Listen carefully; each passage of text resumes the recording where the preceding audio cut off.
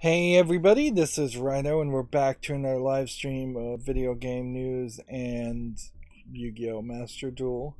Today is Monday, December 26th, the day after Christmas, so not a lot's going to happen today, and this is really just going to be a bit of a short stream, I imagine, and I want to just get it done fairly early this morning because I have gotten a couple of Nintendo Switch games that I want to play. Kirby and the Forgotten Land in particular. I played it for a few hours last night and I'm already like 10% done, so it's going to be a game I burn through fairly quickly, but that's fine. Actually, that works pretty well considering how, as a gamer, I can't really put Nintendo content on YouTube anyways, so because it'll just get claimed by Nintendo copyright.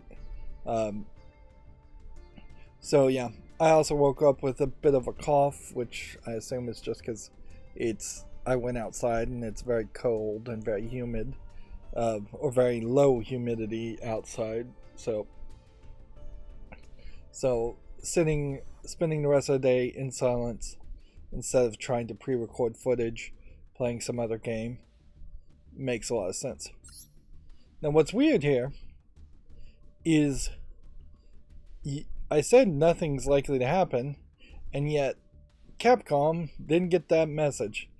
On the 26th here, they have released a new selection pack of cards, which they probably announced that they were going to do that.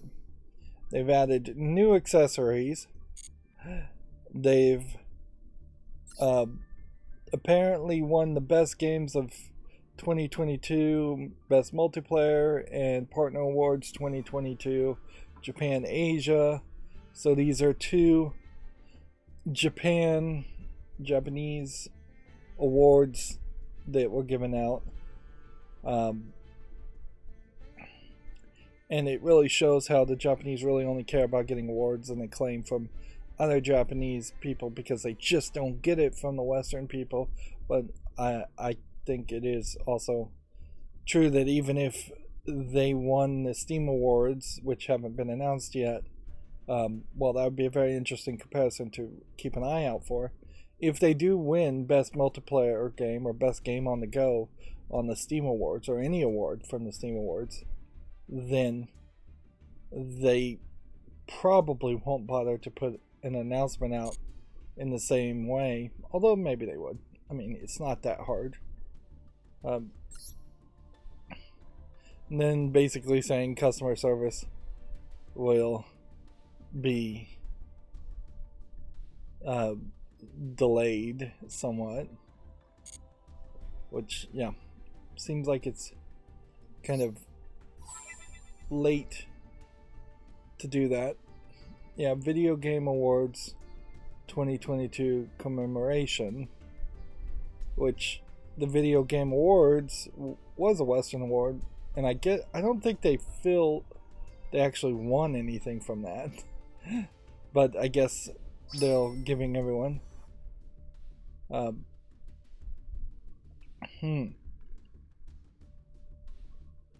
yeah, you have this protector and it's just purple and it just says Yu-Gi-Oh! Master Duel in Japanese. It doesn't seem at all to have any symbol or logo from the Video Game Awards. If they're talking about the Video Game Awards, I'm thinking of the Jeff Keighley Game Awards, which they're not even really emphasizing video in it. They're really emphasizing just calling it the Game Awards.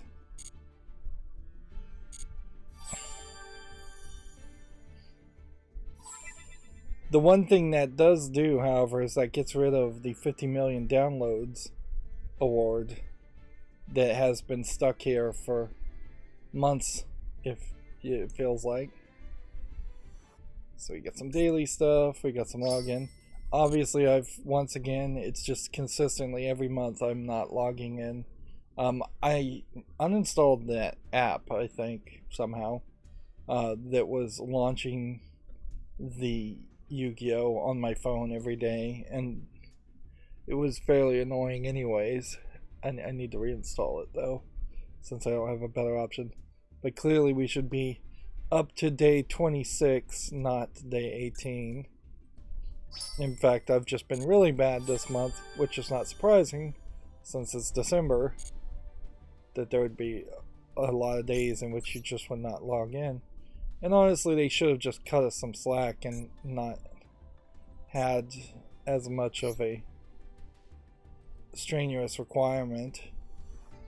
So spend another 100 crystals just to get this accessory that we'll never use, and then spend another 50 crystals just to get this accessory that we'll probably never use.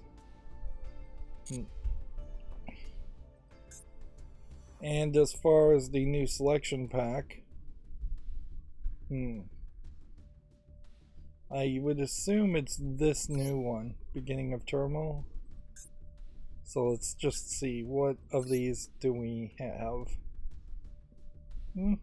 There's a little bit of a selection up here that we don't have as far as super rares, and arguably enough of amount to buy 10 to 20 packs of the selection pack. But we've got to kind of wait now. We've got 35 days basically to get up to about 33 to 4,000 gems ideally. It seems like there's an effort here to expand the selection packs a little bit more and have 3 selection packs, which makes sense certainly. Like ideally you would have 6 packs as far as these normal, what they're calling normal packs, even though these are all selection packs and this is the only normal pack. It would maybe make some sense if there was 2 other normal packs. I guess the comparison would be, how many of these cards do we have? There's a decent selection of cards here that I also don't have. And we have 49 days on that one. And there's only 14 days left on this one. Now, I have too many cards on this where I couldn't really justify buying any more of this selection pack. But yeah, if they get up to 6 options, that's 6 new things to do. Although in all fairness, unless they start adding some more secret packs, I'm gonna start running out of really great reasons to open secret packs. Anyways, open some legacy cards. A lot of these cards I'm not recognizing. Yeah, but I guess that doesn't really mean much. Like, clearly I only know kind of a first, maybe second generation of Yu-Gi-Oh cards, and then the most recent meta cards that you would play in a meta deck and see played in rank. I don't think they add anything to solo, but yeah, it does definitely create a problem where doing more solo missions also needs crystals. So I've blown through my crystal resources somewhat. Yeah, and we still don't have anything to do with the Duelist Cup. They're just giving you enough time to claim your rewards if you haven't claimed them. Almost certainly this should disappear on January 1st. Meanwhile, we need to just ideally get to platinum, and if I can get to platinum, try to stay at platinum. That was weird, that sound effect on the coin flip is doubling, and the click doubled there too.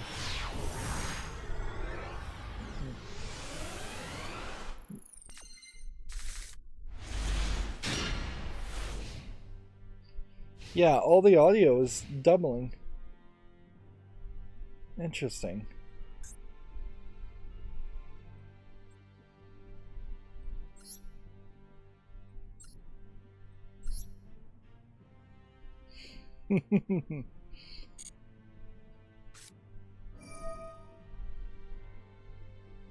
Alright, well, let's do something weird here and just turn off the sound effects because there's some kind of glitch that's going on at the moment where every sound effect is just playing twice. At least it's playing twice into my headphones. Maybe it's not playing twice into the recording, but if it's playing twice and I can hear it twice, then that would be at least a significant amount of delay between one way that I'm hearing it versus another way that I'm hearing it. It's very believable that I screwed something up and need to just like reboot because I turned on my Nintendo Switch and that bumps all the video inputs, which might affect the audio. Really doesn't feel like it should, but who knows.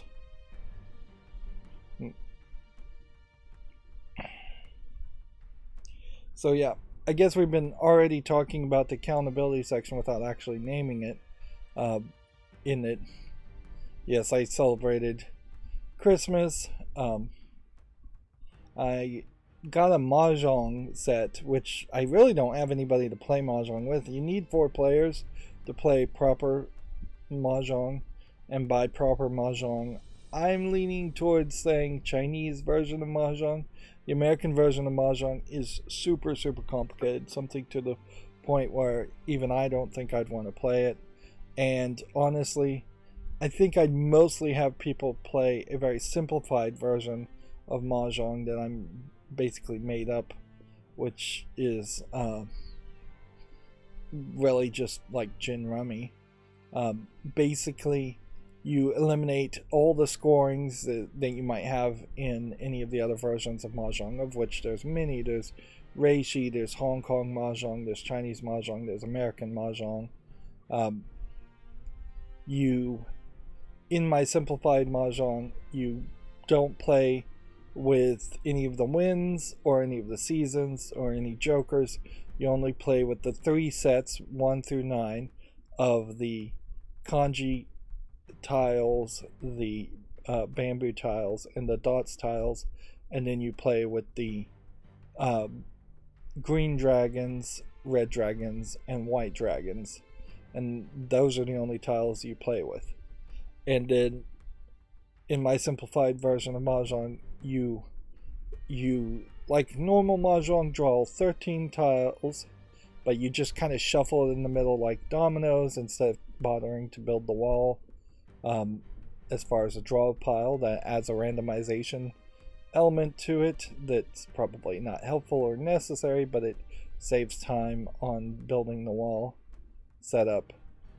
The general idea of this simplified mahjong that I made up would be to learn just the names of the tiles and what they look like specifically for your set, because different mahjong sets look completely different as far as the artwork on them, and come with different pieces and come with different tiles. It's very random.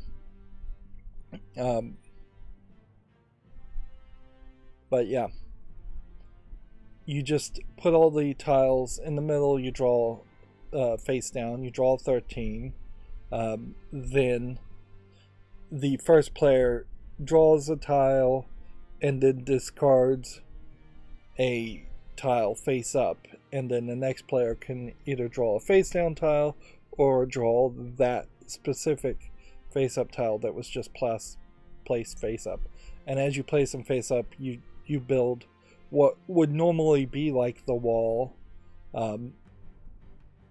in mahjong, in that you're trying to do a column of 2 tiles with a row of 19 tiles.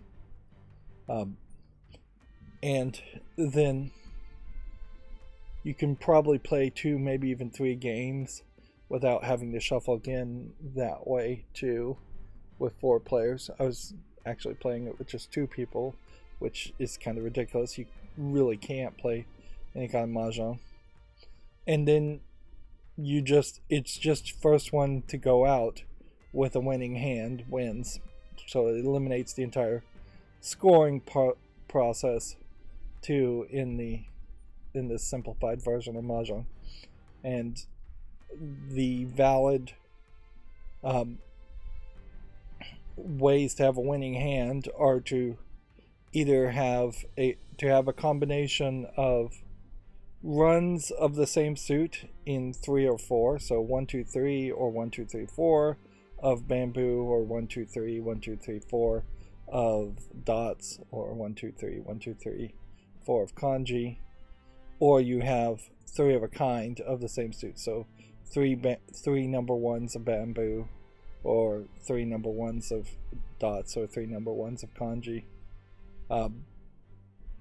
And once you have a whole hand full of those, you can also have a pair of two of a kind to fill out your hand.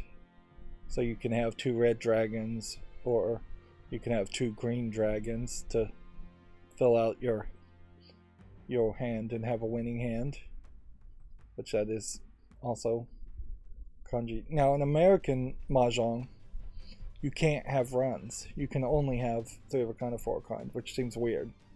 And all of these have Chinese words, like one's called a chow, one's called a pong, one's called a kong, one's called a chi, I think, when you win.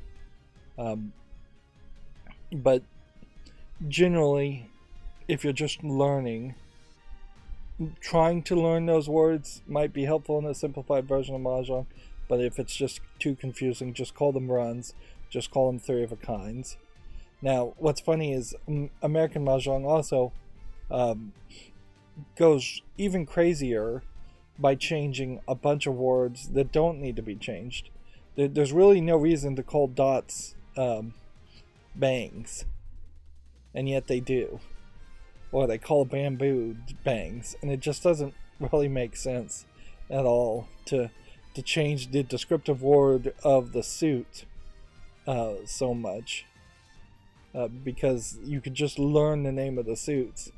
That they're still English words. Bamboo is an English word, whereas Kong obviously is a Chinese word, so that makes some sense. Now, when you're playing Chinese mahjong, which I would say definitely learn Chinese mahjong if you were going to skip my simplified mahjong that I'm talking about here, and I need to just type up the rules and just for my own edification. If you're playing real Chinese mahjong, there's a scoring element to it. Sometimes when you have 4 of a kind, you put them face down to make them hidden and tell the opponents that you have 4 of a kind, which gives information to the other player. It adds a lot more strategy. None of that in the simplified thing. You never put anything face down and make it hidden. You never really tell the player. It's just, do you have a winning hand in your hand? At that point, you reveal all 13 tiles at the time. And so,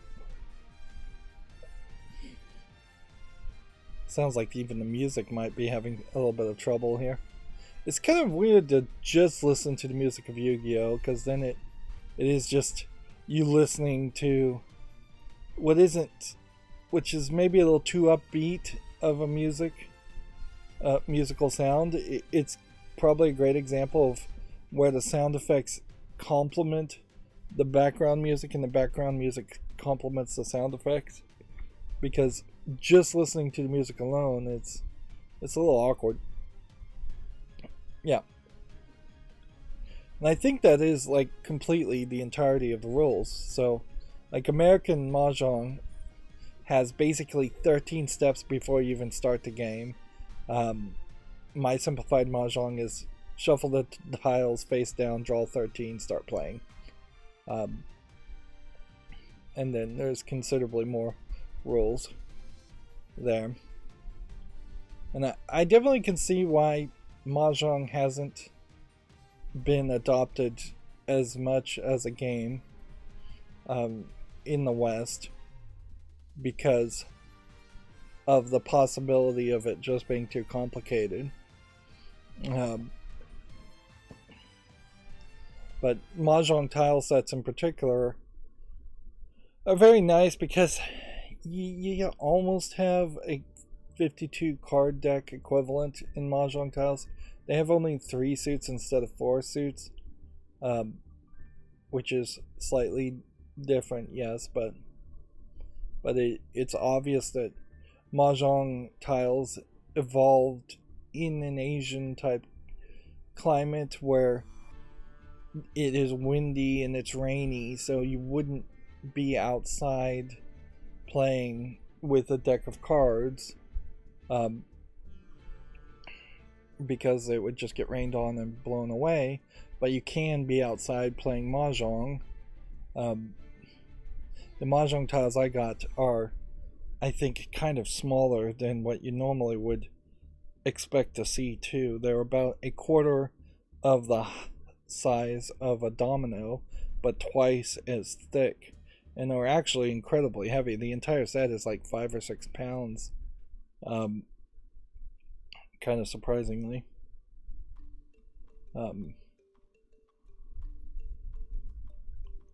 So yeah, but they're easier to hold, I imagine, for some people than trying to hold 13 cards or put 13 cards on a table. And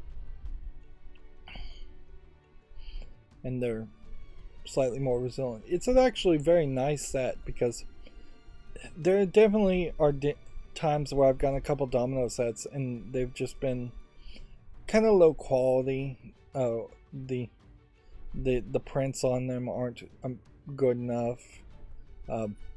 The backsides of the tiles are dirty and just have impurities in them instead of being a pure white plastic or whatever they are. They feel like fake ivory. They're not real ivory, obviously. But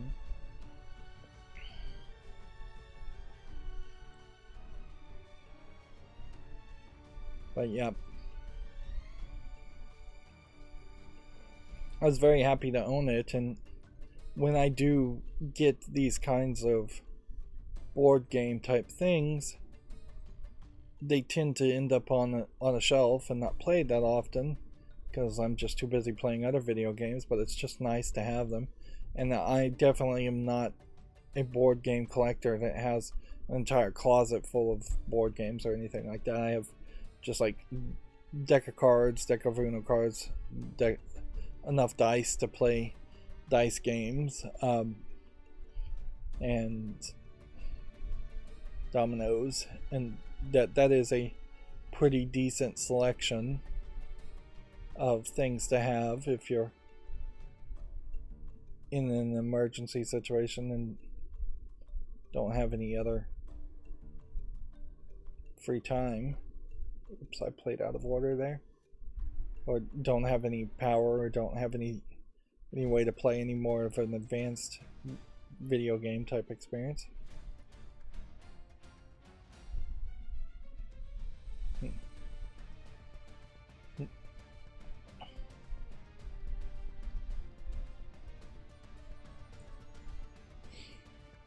The music is now doubling up, and it seems like it's getting worse.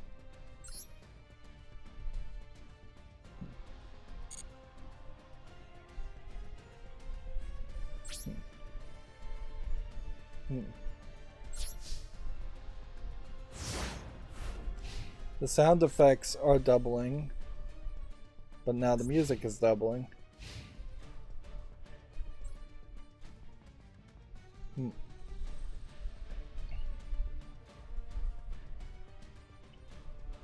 Let's see if we can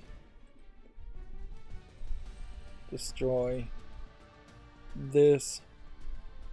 After this game, I'll exit out of the app and relaunch it.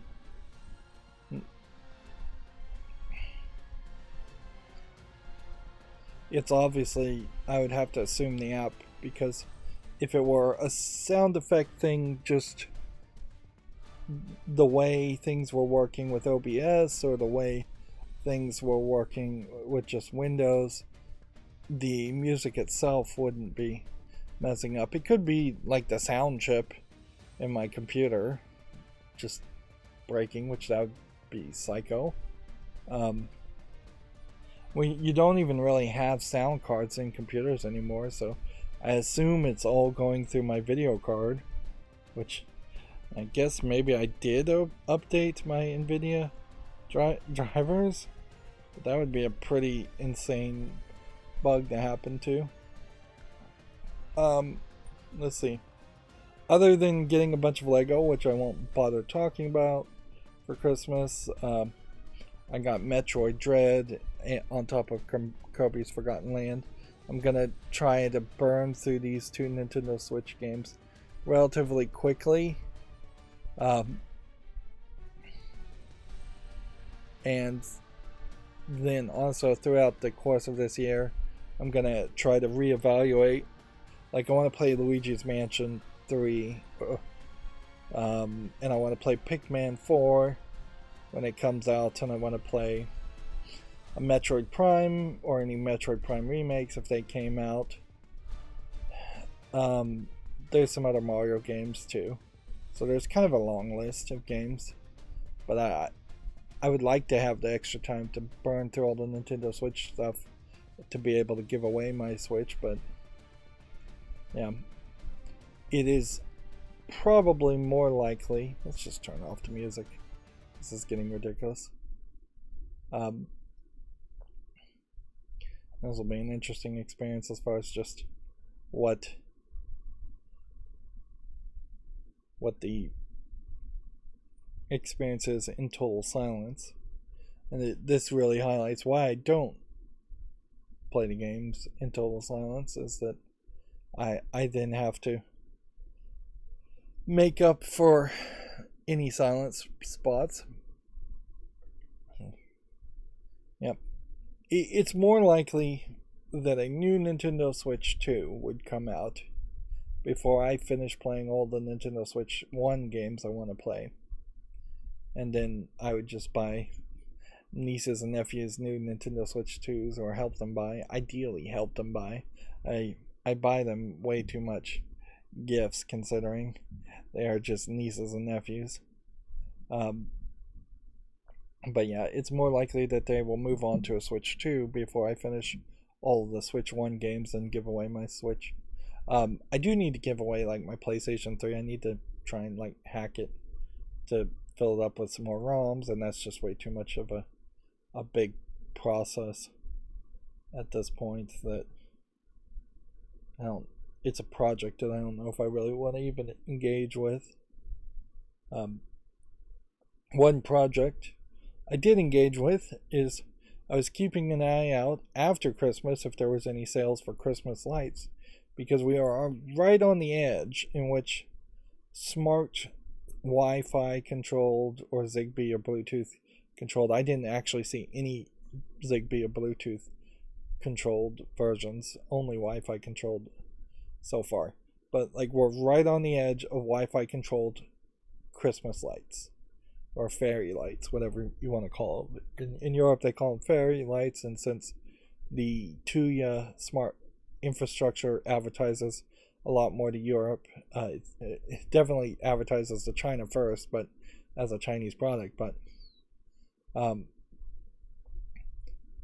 so I did individually addressable LEDs is the step forward, particularly LEDs that are bright enough to make sense as Christmas lights, because Christmas lights in particular, you're going to want a lot more brightness there than you think.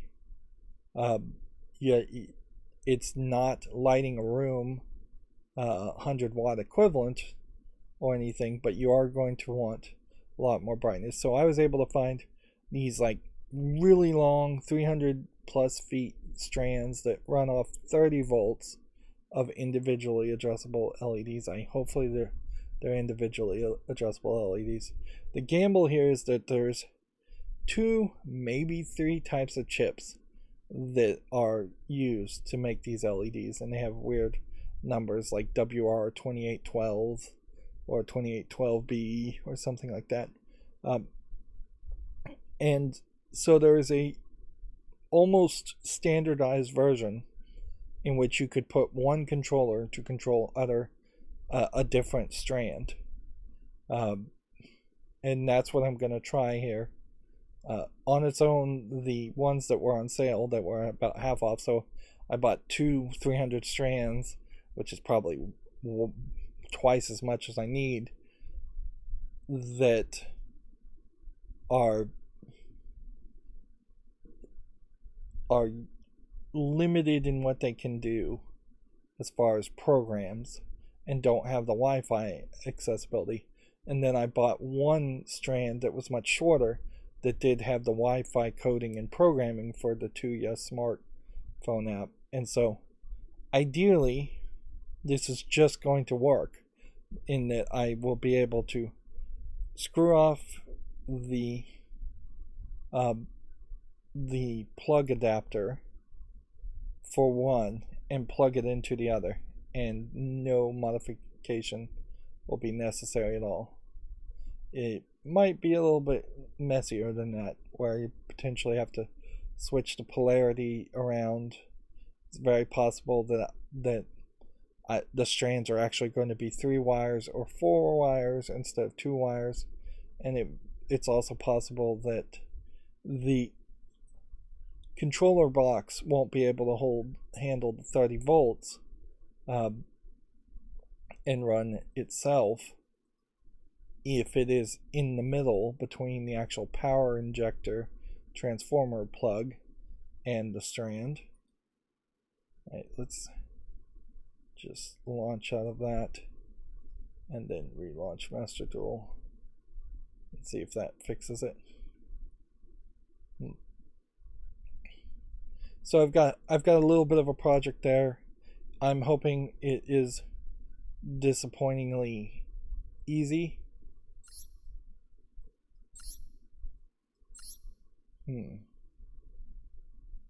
Let's see.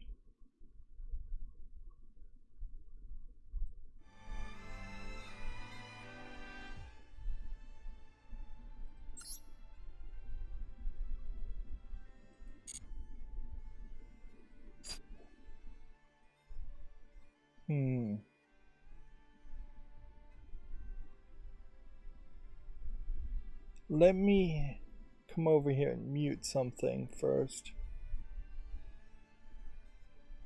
If I mute that and then did this,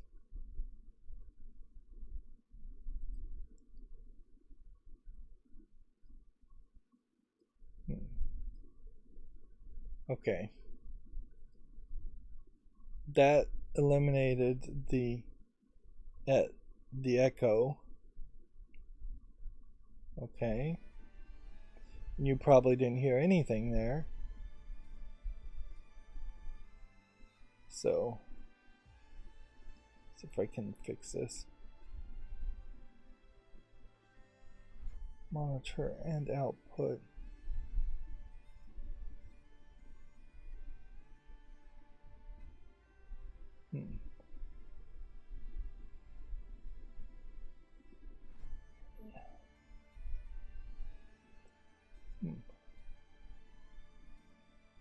Well, I guess that will work.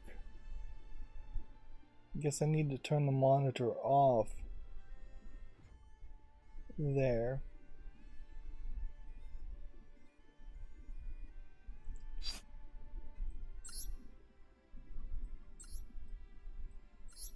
Alright, so yeah, there is some like major delay happening between the app audio beta ability in OBS, and so I was hearing it double, and very possibly you were not hearing it double, which, okay, whatever. I have addressed that issue. Let's hop back into a game. Yep. Now, there is inherently some stupidity around the idea of buying Christmas lights in general the day after Christmas. Although that is the point where buying any Christmas decorations is going to be the point where you get a decent discount. Like, nobody wants to hold Christmas decoration inventory for a year in some warehouse, and nobody's going to buy Christmas decorations until somewhere around November of next year. So they will try to clearance it. Christmas lights generally don't have batteries in them, so they are there are things that could sit on the shelf fairly easily for a year, whereas so many other things do have batteries in them, and after sitting on the shelf for a year, they're basically worthless. But yeah, it is definitely a big item to have in a warehouse very often. Christmas lights, not so much, but trees, garland, things like that, very big wreaths. Now, what eliminates this and makes this even an idea to consider now, where I, up until this point, have not really considered or wanted to do anything as far as Christmas decorations, is the fact that these are different color changing LEDs. So it creates a situation where I can put the Christmas lights up year round, and that's maybe a little tacky normally, because 11 months out of 12 you would have the lights turned off in a normal situation, or you'd have them turned on and really annoy your neighbors, which is definitely tacky. But in the case of them being color changing and also being potentially just white, I'm creating lighting that is around that can be around the house year round. I can program it to be more orange in the fall seasons. I can program it to be red, white, and blue on like Independence Day in the United States. I can program it to just be a soft, dim white light at nighttime to scare away thieves and animals. I can pair it with a Tuya motion sensor. I could put several motion sensors outside that would turn on the lights to scare away things as a motion detector. Although in that case you would need motion sensors that either have their own independent battery source, which is probably not that hard, or another plug. And it would require some programming. And the programming onto you often is the worst part. There was a part in Tuya I was looking at where it straight up was still just in Chinese. So I was having to like take screenshots and use Google Lens of the screenshots to figure out what it was even saying, because it was just in Chinese lettering that they have. It's so beta that they hadn't translated it. But yeah, by adding use to the lighting year round, it starts to have a lot more value than just putting up lights and then taking them down and putting them up and taking them down. But inherently, all the smart home stuff is really just on the cusp. Like, I am really acting on the cutting edge of a technology that, with Matter, if they started to add more support in a update, I assume version 2.0 of Matter will be so much better and just support so much more devices than what Matter supports now, having recently been released. And certainly Home Assistant, if you want to get really deep into the weeds and potentially switching out from a cloud-based service like Tuya, which is free but it is still cloud-based, and does have some services they'd like you to pay for.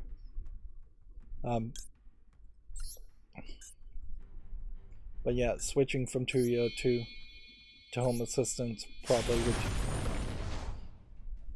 get more into the weeds and give you more options.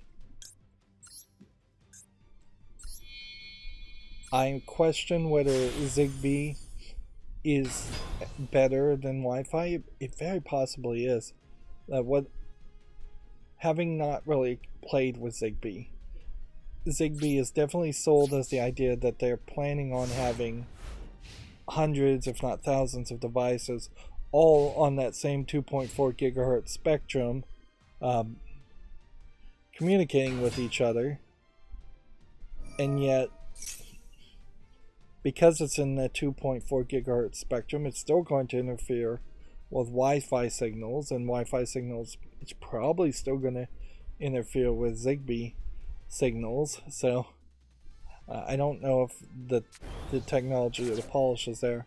There is something about Wi-Fi 7 that sounded interesting when I was hearing someone talk about it, where they were going to try and work towards more people not talking, more devices, Wi-Fi devices not talking over each other at the same time, and less actual interference happening.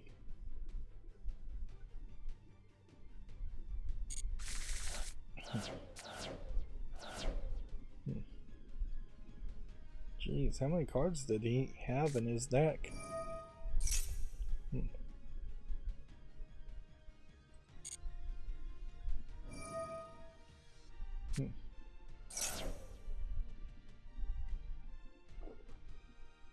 But yeah, it definitely would make sense if we start seeing next year or in the next 2 or 3 years, Zigbee style smart lights, the lights themselves potentially being more expensive for the controllers, and we're gonna ideally see an increase in just LEDs that are designed to look like old-fashioned Christmas lights on strands versus LED strips, which that would have been the suggestion last year if you wanted to do any kind of smart lighting, is that you would have had a LED strips in aluminum channels, sticky backed inside the aluminum channels with a white diffuser over it, and then you would attach these aluminum strips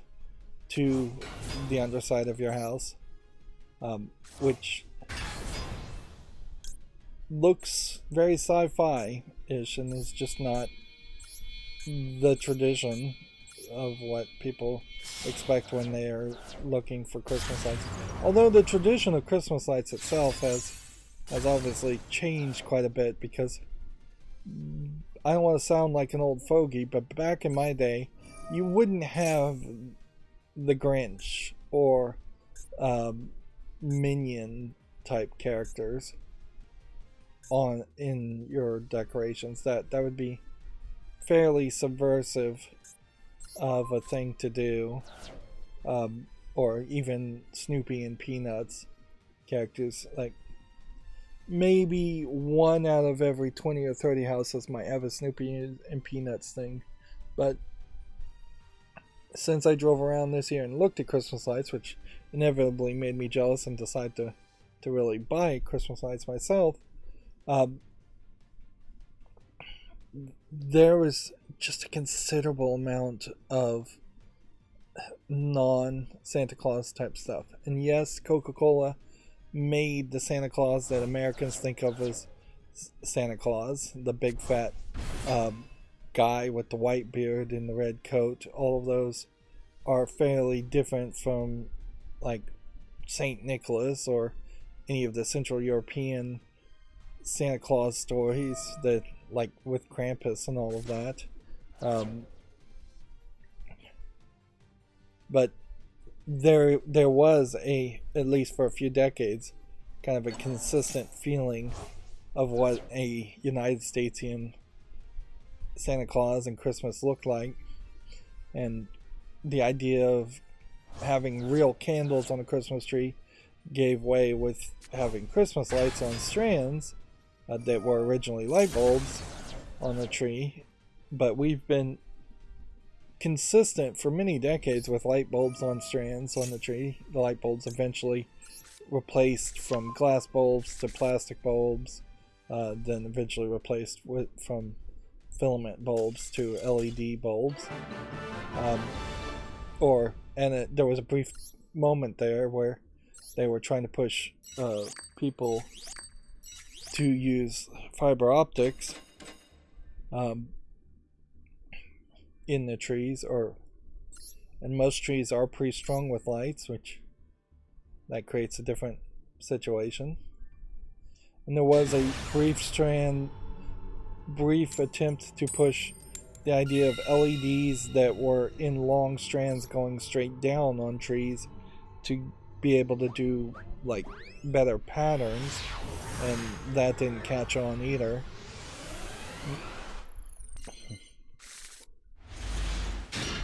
And there is things like projectors too, that they can be interesting little extra gimmicks, but they don't feel like they're must-have type decorations for every house that is going to decorate. So yeah, suffice it to say, since I've been rambling on about this for 10 or 20 minutes now, I put a lot of thought into this in a very, very brief time over the course of the week. And had I slept on it, or even thought about it at all, I would probably have been over the idea in 2 or 3 weeks and just given up on it. But yeah, I'm trying to get everything into the same smartphone system and smartphone app and smart home system. And this does make some sense. Plus, it being on sale. Inherently, if nothing had gone on sale after Christmas, I wouldn't have bought any. I would have just said, well, forget it. We'll wait until November next year and see what the technology is next year. Which, it is very possible next year there might be a better controller for strand LEDs, and hopefully you would be able to just replace the controller part. The same is kind of true for the LEDs that I installed for my Lego display tables, that there really is no good reason that it isn't connected to the same smartphone, smart app, smart home system, instead of being just uniquely controlled by yet another remote control. The idea here is to get rid of the remote controls, have everything in one place.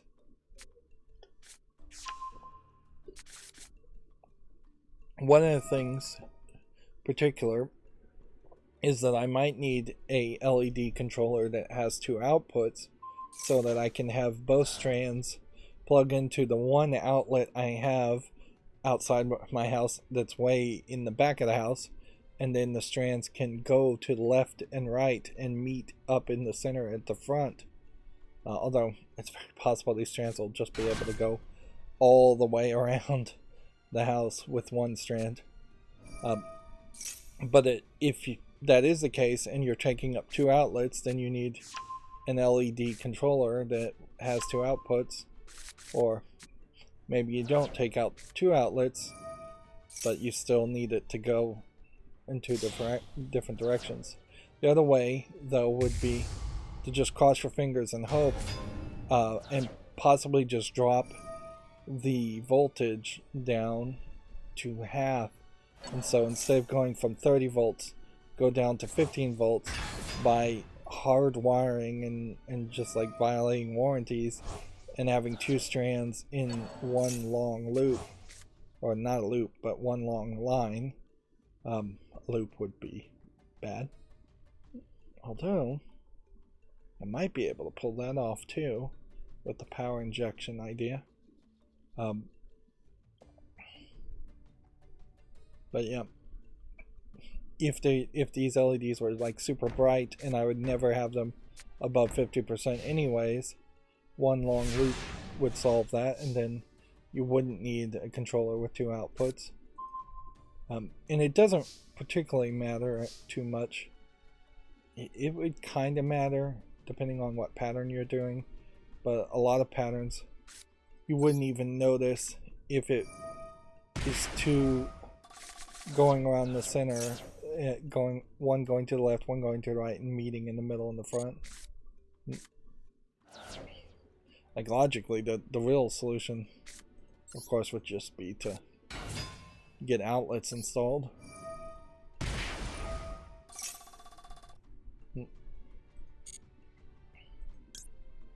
It has been probably 15 years plus, I would say, since the general idea of you can put a Wi-Fi outlet on a Wi-Fi switch. No, not a Wi-Fi switch. Just a radio frequency remote control to turn off or turn on an outlet.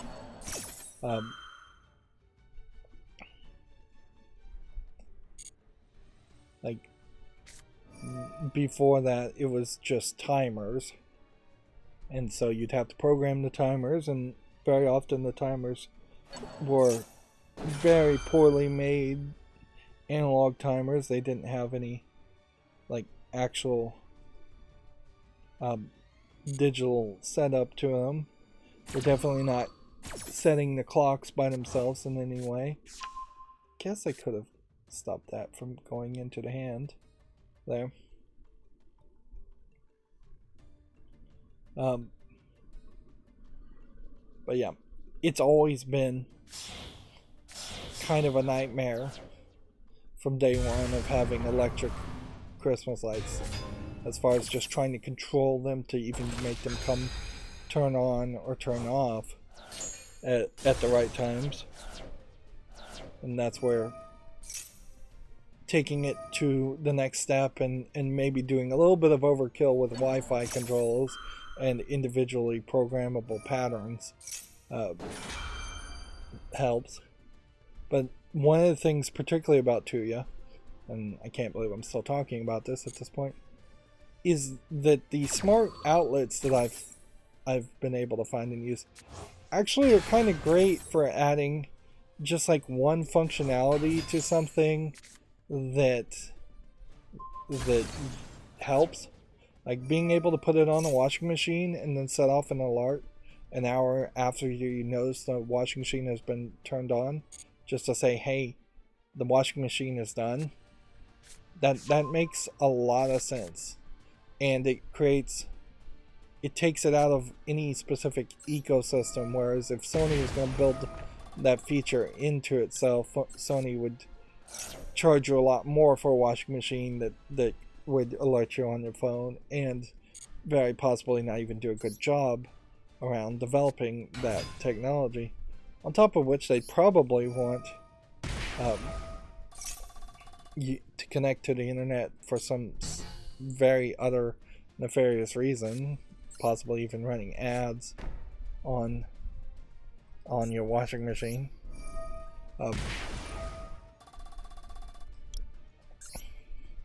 I'm working on programming my countertop oven to send a notification when it goes off. That's very helpful because the amount of time that would be left is going to be very variable on the countertop oven.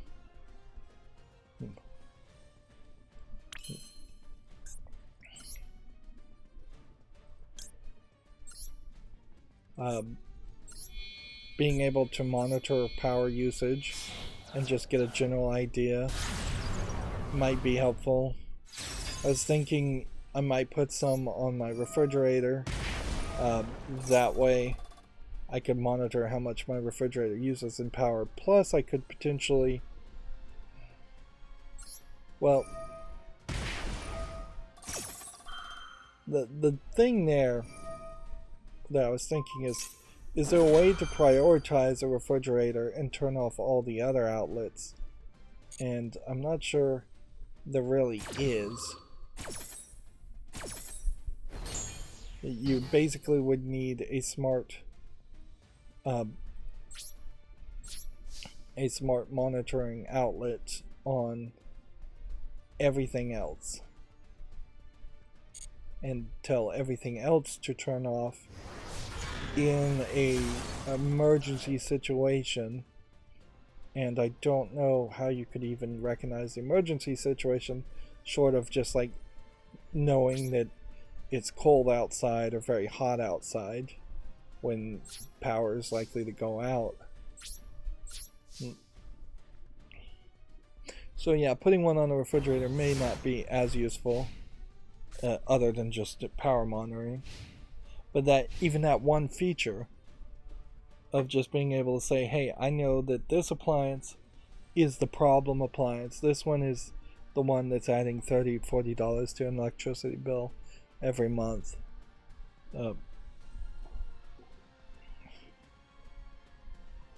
I don't recommend smart outlets for lamps and lighting.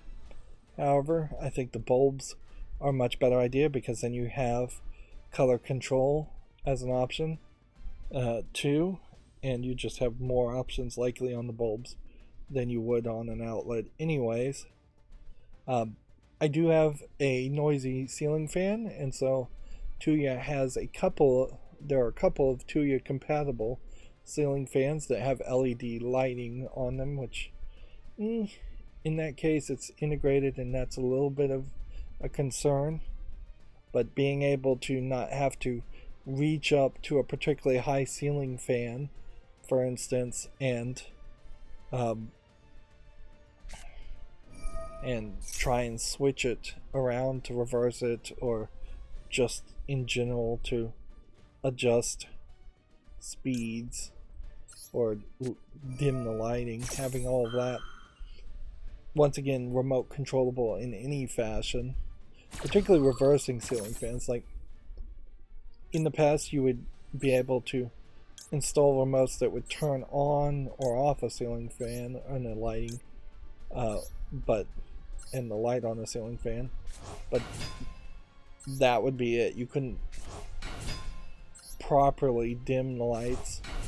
You could have, well, the dimming is done in a different way. It does work and that's nearly 10 years ago when I first started putting up ceiling fans in this house. That's exactly what I did, is I installed a bunch of remote frequency ceiling fan remotes, and pretty much I'm gonna just live with those until I needed to replace the ceiling fans, which I probably won't need to replace the ceiling fans that I replaced. The real reason you'd replace a ceiling fan is either it's noisy or it's just incredibly inefficient. It's not blowing air around. So I have like 2 ceiling fans that I didn't replace 10 years ago that now need to really be replaced, even though they needed to be replaced then. It doesn't inherently make the most amount of sense to replace them both at the same time. Generally, anything I'm buying, I'm thinking, is this something that somehow, in some weird way, would be better if it was integrated into a smart home setup? And in a lot of cases the answer is no. In a lot of cases the answer is yes. Like I wish there was some triggers that could happen based on Roku TVs and TCLs to say, hey, this TV is on, so close curtains, dim the lights. Particularly I have one TV that's in a very bright room that anytime it tries to do HDR, it's just way too dark. You can't see any of it at all. And that is a case where maybe putting a power monitor on it and saying, hey, when this thing is on, go into theater mode.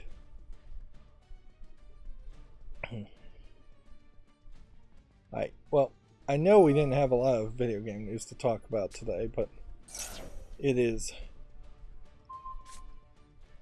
almost certainly just blatant and saying we continue to talk about Christmas lights and Tuya stuff, but that has been my mini project, mini obsession of late.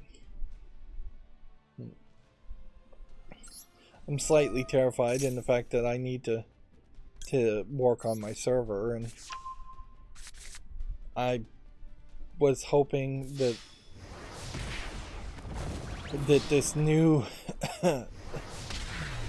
server image, Linux image build that has kind of like an app store feel to it, and looks really easy. I was hoping that it would get a lot further or make leaps and bounds of progress, but it really hasn't. So if I am going to start working on it, it is probably going to be back to Docker Compose and just the Debian,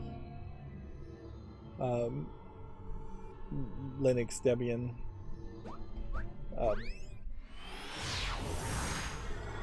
install. But honestly, if I'd make any progress at all in it, it would be super helpful to get it just up and running, even if it's a little janky, even if I don't have every single thing I would like to run on it. Reevaluating a lot of the web services in particular. Just getting my hard drives to actually be useful. I've got a whole bunch of hard drives that I should be backing things up to, and instead they're either doing nothing at all or they're slowly grinding away, accomplishing nothing and being broken. There is a slick deals right now if you want to get an external like 20 terabyte hard drive from, I think, Best Buy via eBay. It's either $210 or $310, which is a lot of money certainly, but not the worst amount of money. Okay. Not for a 20 terabyte external hard drive.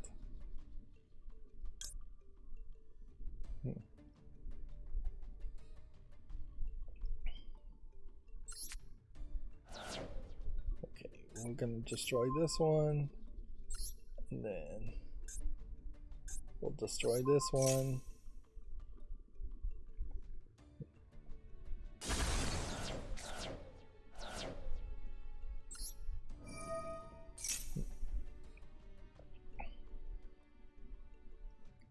And we'll take this to the hand.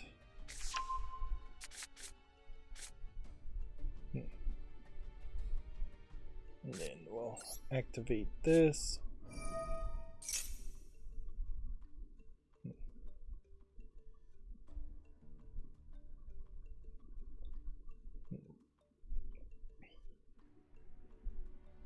Okay. I guess the question I need to ask myself as I play here is, do I try to face up destroy? Probably do. Actually, I don't think the strategy changes here at all.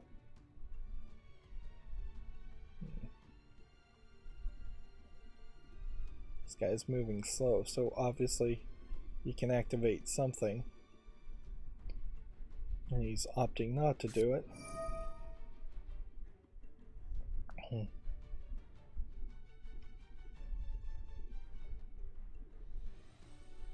Can't activate cards with this name. Okay.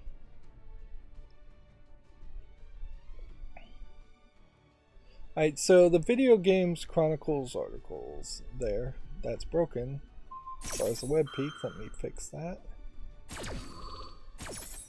I didn't test that properly. This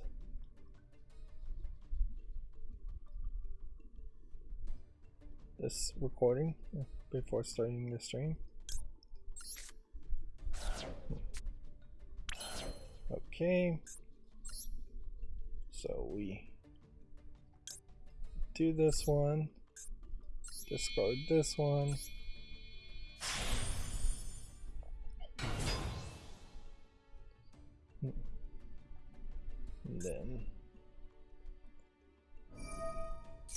apparently this card.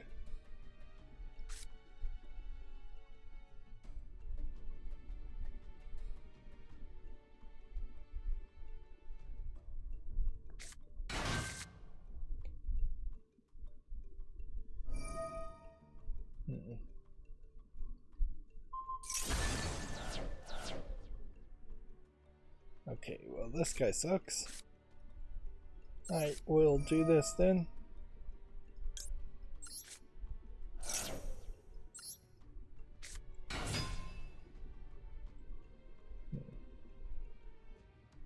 Is he gonna once again be able to activate something?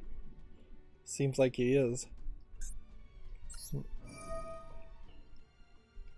We have someone on the chat, Sammy Connie, saying hello, bro. Hello? Let's see. Why you don't play Runic deck? I have no idea what even Runic deck is. I don't pay any attention to the meta decks. And the general answer I would say is I don't have the cards. Almost certainly.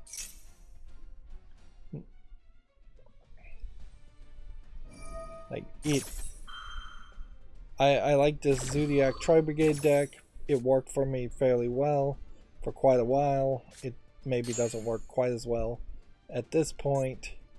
I spent the last of my crafting points trying to make a Flowandries deck that worked a little bit well for a month or two and then stopped really being fun enough to play, even if it was winning slightly more. Inherently, as a free-to-play player and as a YouTuber, I'm always in this weird position where there's going to be a lot of people that would want me to craft new decks, and I'm in any card game, I'm just not going to have the resources to craft those decks or play them. And a lot of the pre-built decks, no, practically all the pre-built decks that you get in this game, in particular in Yu-Gi-Oh, are just not playable in ranked play. Not at the level where I'm trying to be slightly at the platinum level of ranking. That's my goal for the rest of this year, is to just get to platinum and stay at platinum until the month rolls over to January. I may even skip some daily quests, specifically if I am at platinum, just to be certain that I stay there.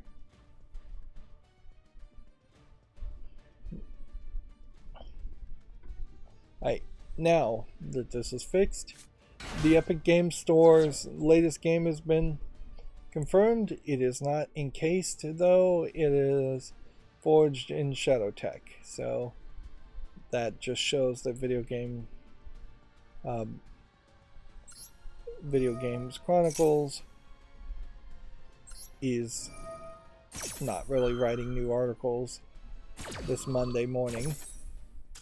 There might be some news that comes out this Monday later on, but I don't think it's really worth it to sit around and wait till noon or later to stream on this special day. Alright, so we are done with the Battle Pass, which is 21 days left on the Battle Pass. That does remind me, though, that I need to keep 31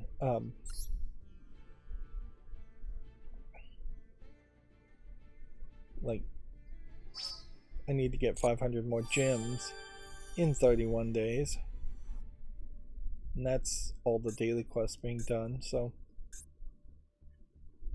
we don't have to really worry about that anymore, but we do have to worry about rank. So As long as I seem like I'm winning, I should try to get a win streak. Here's the current game that is actually for free, Forged in Shadowtech. Death Stranding Director's Cut was the other game that was available yesterday.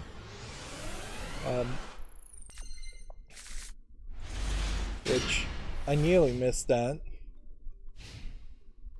Epic Games definitely giving away better games yesterday and today, I would say, compared to what they have been giving away in the past.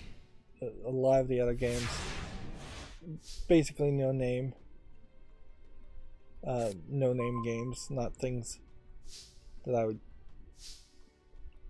particularly care that I got for free.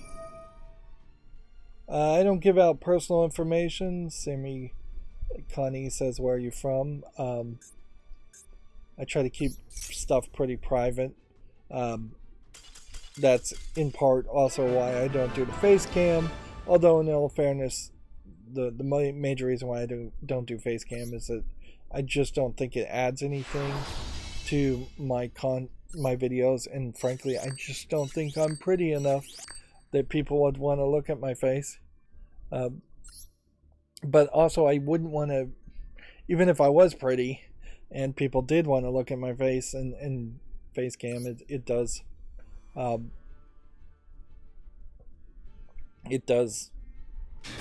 create a situation where I stop being a video game critic at that point and I start being a personality. And I want to very much be a video game critic who dabbles on being somewhat of a repeater of video game news when I do these live streams, to the point where I'm almost a video game journalist, but not really, because I'm not breaking any new news or doing any proper research or verification of facts. I'm more of an opinion talking head type thing when I cover video game news. Generally speaking, I will say I'm in the United States. I'm a United Statesian, so I'll narrow it down that way.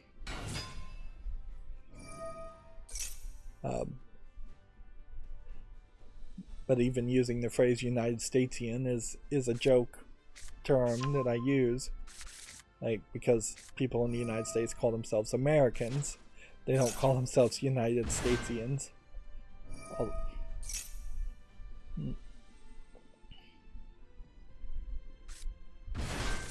The next Video Games Chronicle article, that also is probably old, is that Microsoft and Activision have hit back at the FTC's attempt to block the merger.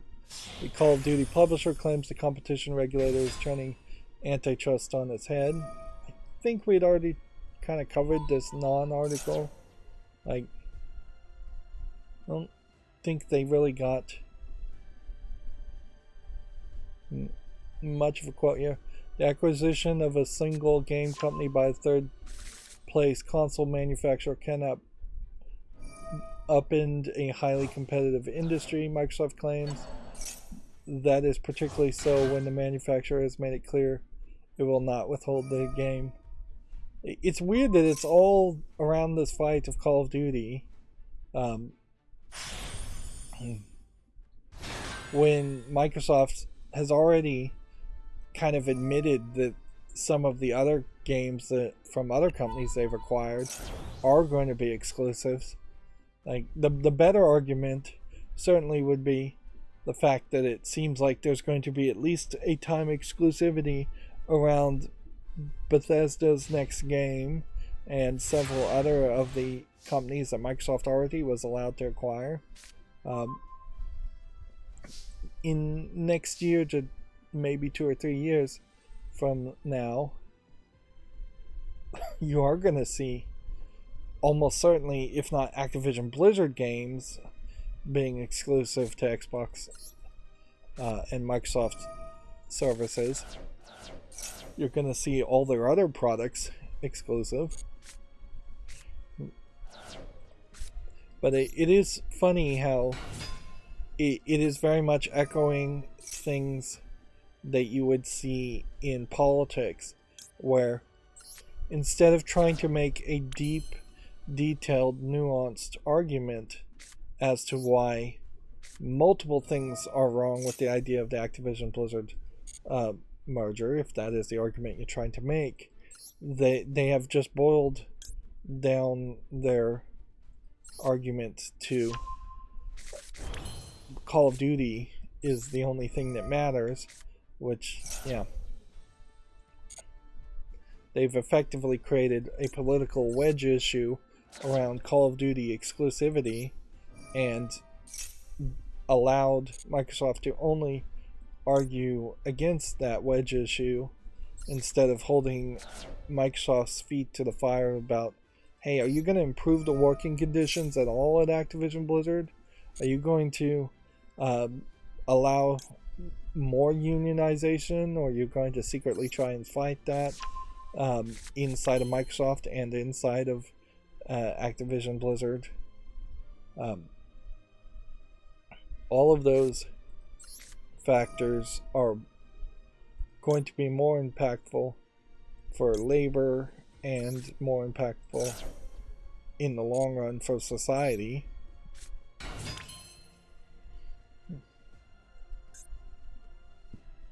Well, let's see if we can pull this off, or if there's something that's going to stop this from working.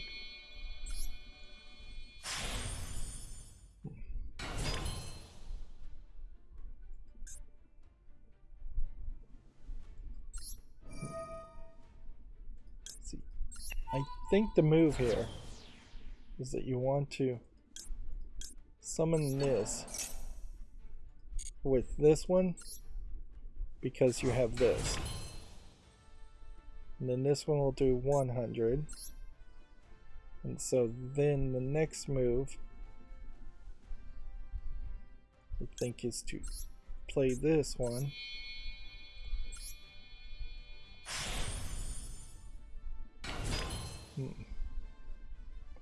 We're not really looking for damage.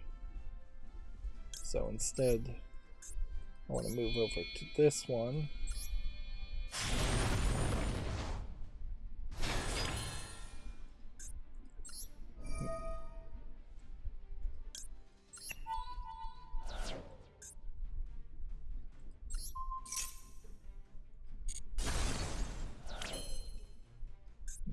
Then move over to this one. Maybe I should have destroyed this card instead.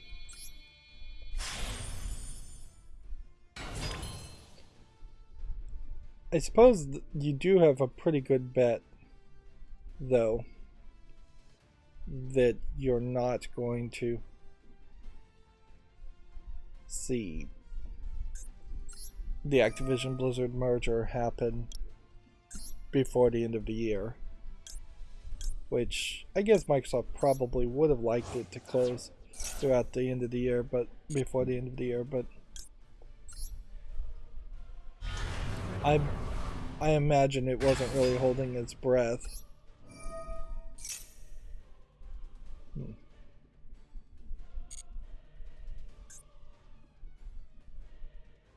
Yeah, let's get rid of this one. And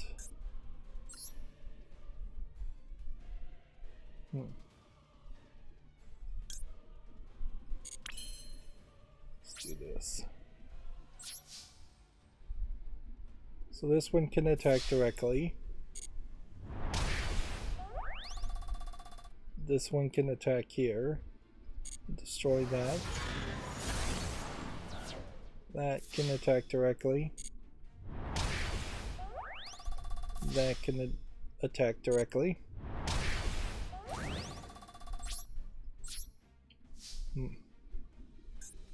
Special summon Zeus now, because this one attacked directly.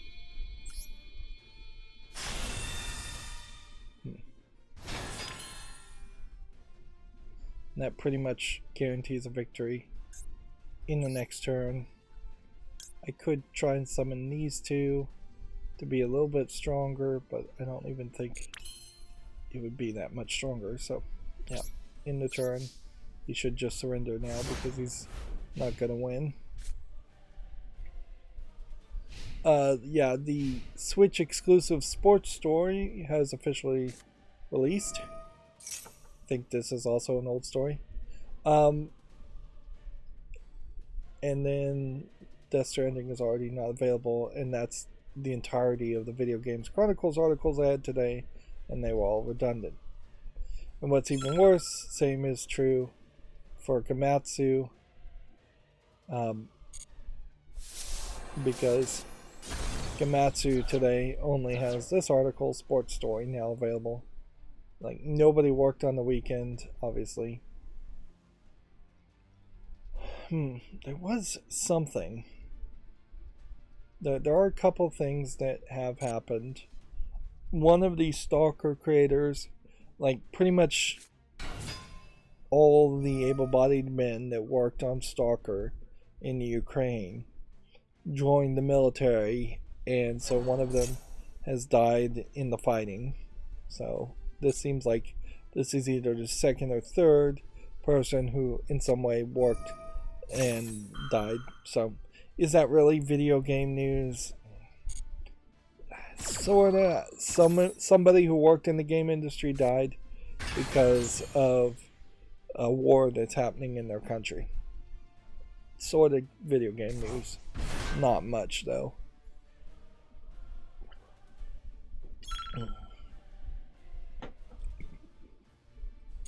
Come on, I'm gonna have to move fast here, or I'm gonna screw up and lose and surrender. I have 26 seconds. You know what? Let's just activate this and be done with it.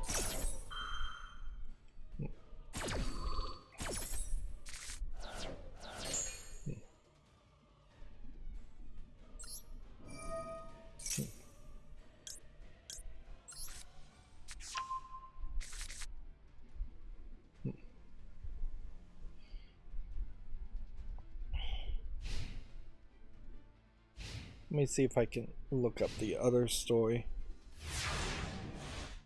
There was one other story. It probably doesn't have much to matter to say. Oh yeah, Capcom has given a cease and desist to a fan-made project that was making Resident Evil 1 and Code Veronica remakes, which potentially confirms that there is at least some small plans in the works to make a Resident Evil 1 remake in the style of the other remakes, and a Code Veronica remake. They're at least interested enough that they are willing to get the press in thinking that they might do it, whereas they wouldn't have probably bothered to put a cease and desist out otherwise. Although they are a Japanese company, they could just very much be putting out a cease and desist otherwise, with no real plans to make a Resident Evil 1 remake. Part of the problem with the RE1 remake is that they've already remade RE1 relatively recently. It's just, it was really more of a remaster than a remake, and RE1 really, the remaster that they did make is still not as visually polished as RE2's remake or RE3's remake.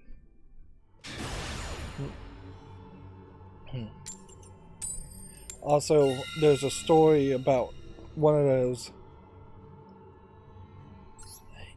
Chinese MMOs coming to the West and increasingly lengthening the length of skirts and generally just censoring the outfits that have been fairly commonplace in Chinese MMOs that are a little bit sexy. I wouldn't even really call them lewd as much as just they show off the female form. Most of the time, it's female clothing in a nice way, and more, anything with cleavage is getting closer and closer to being changed into a burqa,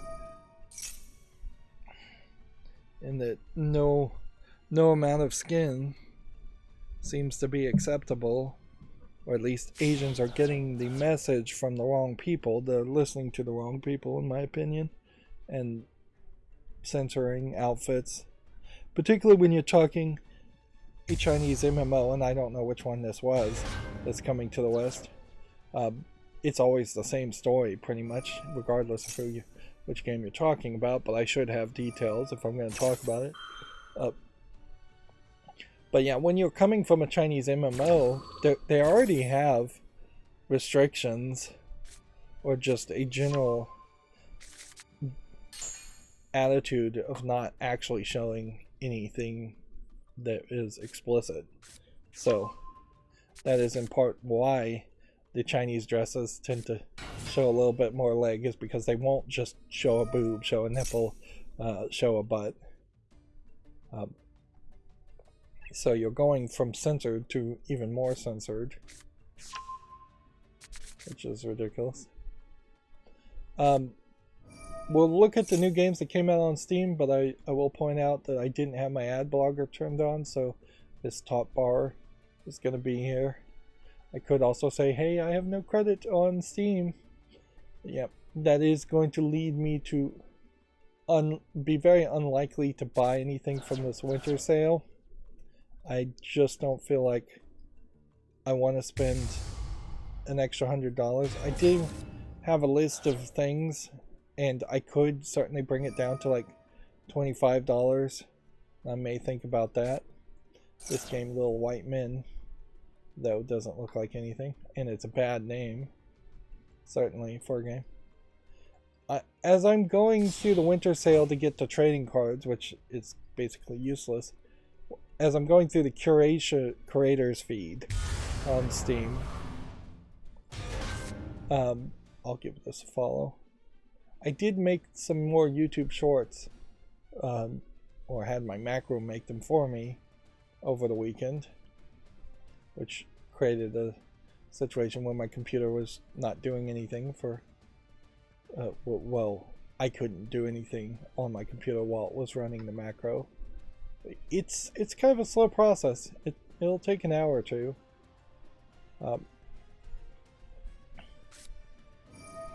Yeah, this doesn't look polished enough. I imagine if these are games that are coming out on December 24th, 25th, 26th, that these are going to be pretty bad games. Anyways, to complete my thought, going through the creators feed, I am seeing, I'm going to give this one a chance, a lot of like AAA games that seem like they are just not showing up on the list that I'm looking at. So it oddly does seem like the things that there's really no reason whatsoever for you to not have on the fall list or the wish list, is as I use my system to try and figure out what games are actually worth buying. The things that would obviously either need to be on the wish list because I would just greenlight them, or on the fall list to be certain about it, those games are getting skipped. And these are games that came out in September, so I don't really have a good argument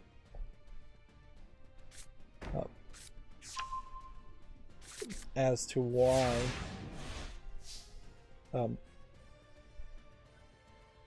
I would have missed them.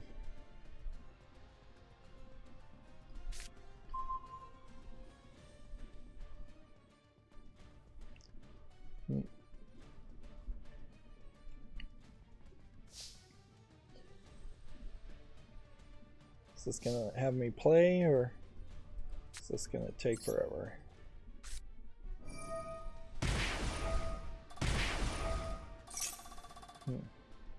This is gonna do 600 damage to me, every time I try to do something.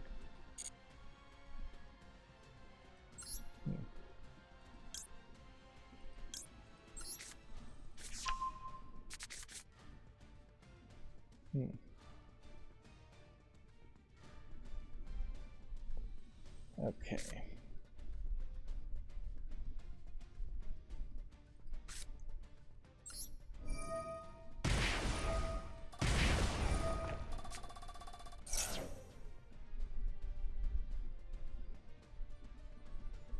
So I need to really stop activating things.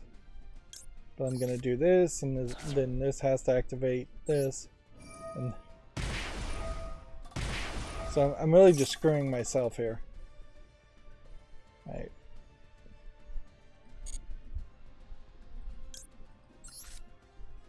And then I'm gonna activate that.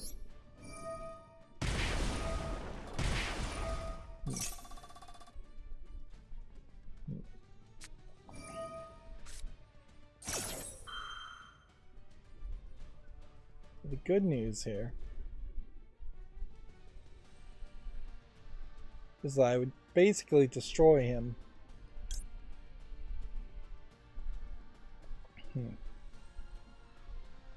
If I can just survive this next turn. This first turn.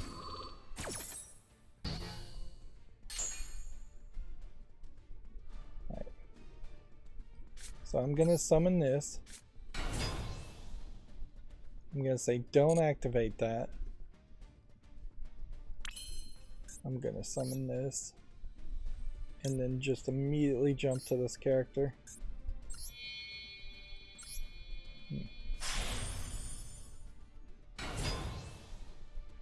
Alright. I could have probably summoned some other characters, but let's just do this.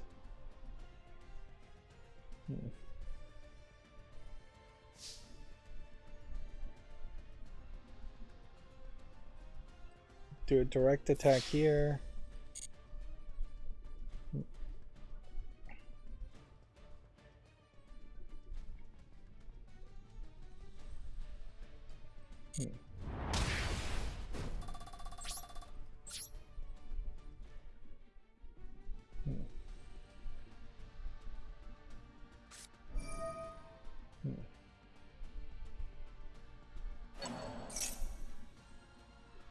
See what this does.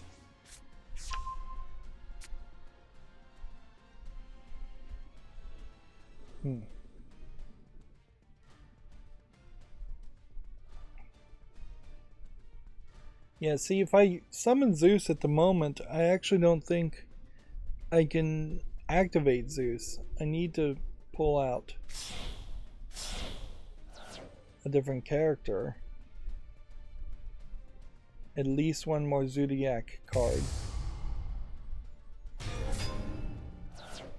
We're in a weird situation here as far as this game. Last Eclipse, it looks like it's a fighting game that likes to emphasize, I guess, maybe some butts and some genital-less monsters fighting each other.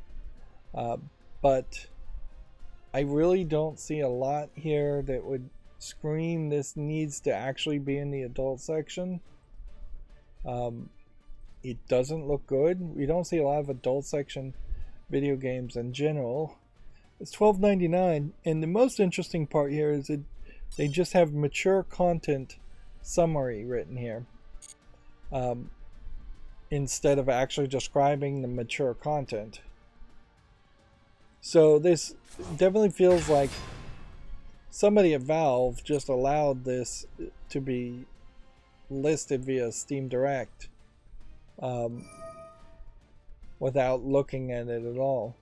And that is often the accusation that is put upon Valve employees and Steam employees, is that they're just allowing games on without even looking at them. But it does kind of feel like they do some level of verification.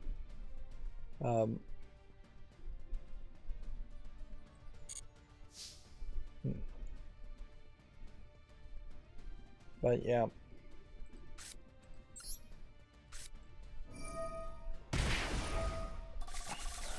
That's weird, to say the least. Alright. Set. Set. Set. You just defeated me. Or I defeated myself. Next we have this game, Demonic Labyrinth, which visually just doesn't look varied enough. It's kind of a bad brown on brown color palette. Here we have another adult game called Orpheus, a hentai card collecting game. Now, inherently looking at this, well, when you look at the table, this kind of feels like this is probably an asset flip table with what I would suspect is either licensed or stolen car anime images turned into what look like playing cards. You see diamond, clubs, numbers here. Not a terrible thought. There was a brief standard many decades ago that it seemed like it might actually become a standard. It never really did.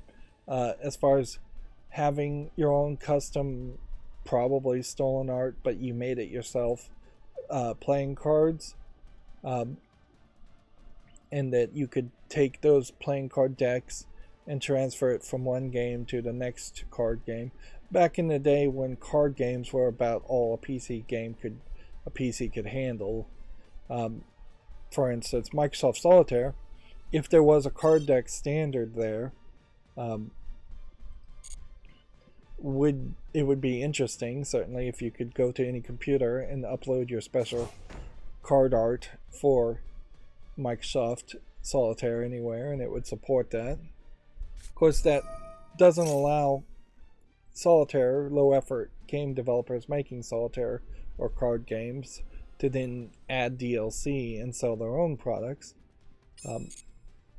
And so once the idea of DLC happened, the idea of an open standard for card sets fell out of the way. Although it would be very easy to do even now. Simply have a zip file with like 3 images. The card background for each card. For like the Ace of Spades interest, you'd have a card background for that, and then you would allow for a spade icon to be different, and you would allow for the number icon to be different. So it would just be like 3 images that the program would have to layer over each other. It's not difficult at all. I'm spending too much time on this game when I know I'm going to lose. I had a chance to win, but I blew it.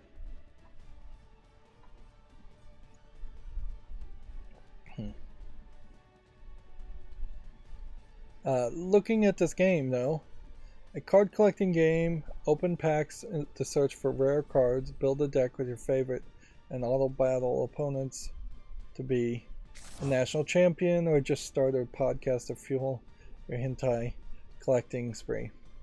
What's funny here is if this was the idea of a gacha game where you were opening multiple cards that would be different 4 of spades, for instance, that doesn't really make the most amount of sense. I've never seen a gacha game where you're limited to 52 cards in a deck, but there would be multiple variants.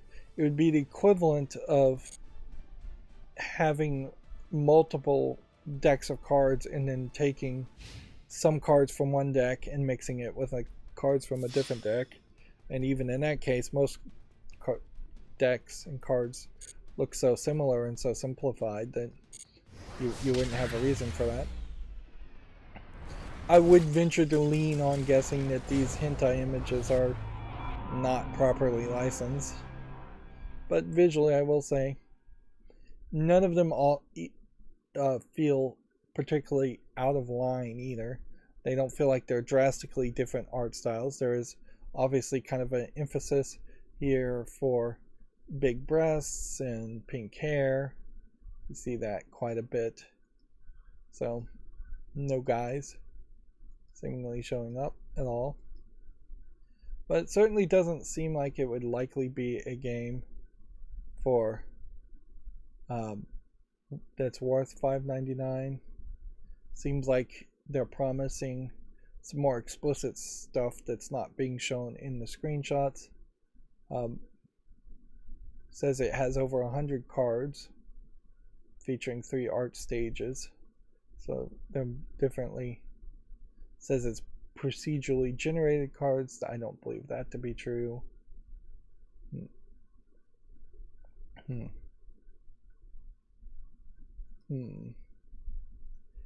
There's a lot of keywords here trying to pretend like this is a game that's much bigger than it is.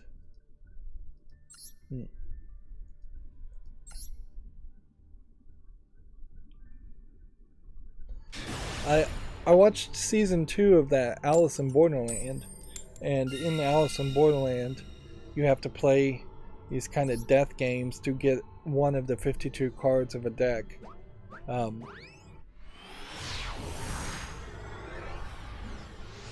And yeah, it feels like they've wrapped up the series in season 2. I'm not sure that they did a particularly great job wrapping it up, but they wrapped it up. It feels like pretty much any ending would have been a bit of a problem. They introduced some new characters in season 2 when that was probably a problem overall in both season 1 and season 2, is that they just weren't really following the main character's journey as much as they were jumping around through multiple characters. I definitely think Alice in Borderland, this manga, would make a lot more sense than the live action Netflix show. That it would be better as a manga. They did somewhat leave it open that they could make more if they wanted to, but I don't know if making more would really benefit it. It is kind of one of those shows where the premise is that it's going to be about, can you outthink these death games, and would you survive, or would you think that you could survive like Squid Games? But then sneakily, it really is much more about relationships and people's relationship with the real world versus this weird magical world they're in, and people's relationship with each other, and just how they think of themselves and act as themselves.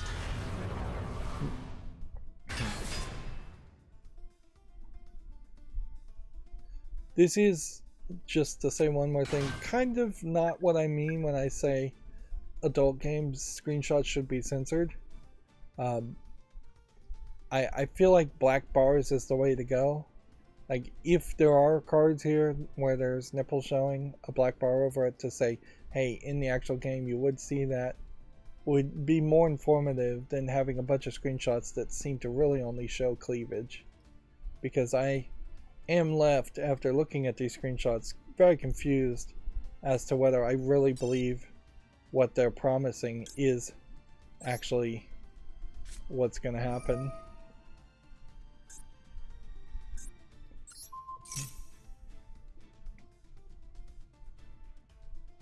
But yeah, let's move on. And I inherently end up talking about the adult games way more than the standard low effort games on Steam. Like this Tailvania as a game doesn't look terrible, but I still would dismiss it because it's just not varied enough in the screenshots, and it seems to just have 3 hearts when you compare this to other platformers and other games that I've seen in similar forms. It doesn't stand up. It potentially being a Metroidvania doesn't show off anything that feels like a Metroidvania, really. arguably the pixely art aesthetic just doesn't suit the Metroidvania series very well, because you have both Metroid and Castlevania that look nicer than that, so they established a minimal level of graphics. This Medieval Towers looks to me like it's just a tower defense game, so I'm going to say no to that. Prison Fall looks like a generic platformer, so I'm going to say no to that. Forest Towers. This feels like this might be the exact same developer, just flooding Steam. Yep, it is. UFL Scale. So, yeah, multiple games. Quest Together VR. An early access MMO that requires VR. I'm going to give that a follow just to see how terribly that's likely to fail. At some point, if VR did become ubiquitous and super cheap, yes, we would have questing together like World of Warcraft type games in VR. But I don't think the graphics would be this ugly at that point, and we are nowhere close to the idea of 3 or 4 friends all having VR and playing together. Plus, what are you benefiting from the VR experience in this kind of game? You're going to be standing up, so you can't play as long, which is a problem for fantasy RPG games where you're going to play a lot. The graphics don't look better. Your interaction as far as swinging your arms and stuff is not likely to be much of a better experience than just playing on the controller. Here we have what looks like a very old school RPG maker here. If you told me this actually was a game that came out 10 years ago, I might believe you. But even at that, it doesn't seem like it has any relevancy. I've never heard of 7th Star. Here we have another adult game. So there was obviously no bundling or limitation on releasing adult games over the weekend of Christmas. Which, in all fairness, if you want to have an adult game, an adult Christmas where you're buying adult games for yourself or for your friends, Steam shouldn't stop you there. As an adult game, it is Odyssey of Gianna is the name of it. It is just an ugly RPG Maker game that has opted to not put clothing on some of the characters, but noticeably the main screenshot with nudity in it, whereas everybody else is mostly covered, has just an angel that has no nipples or genitalia, an angel, or better described as an anime girl with wings with no nipples and genitalia. And then there's about 30 screenshots here that really don't show a lot.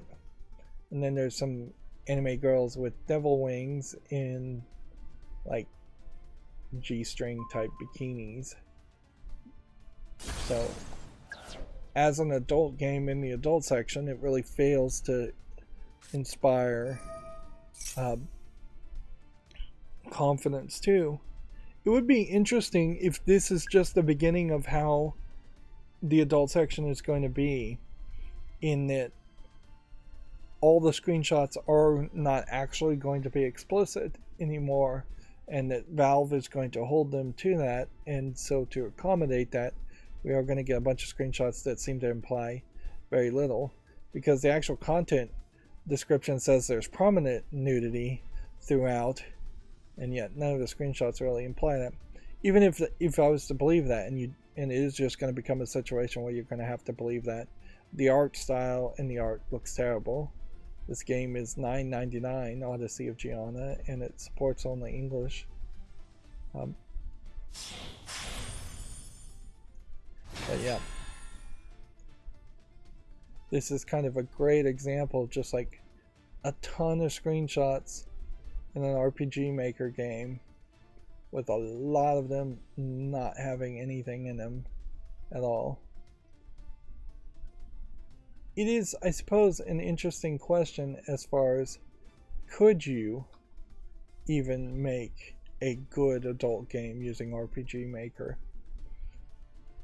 Probably not, because inherently what you would be doing is moving from the RPG Maker mechanics that people would recognize as being RPG Maker into just showing still screenshots. I'm going to give this SCP Lab Rat a chance, but I don't think it needs a YouTube short. It's too dark. Visuals aren't that good. Probably doesn't deserve a chance either. But it is very positively reviewed, so perhaps that is because it's in VR or has a VR version. Noticeably it has a standard and a VR version, which makes it a much better sale than games that are VR exclusively.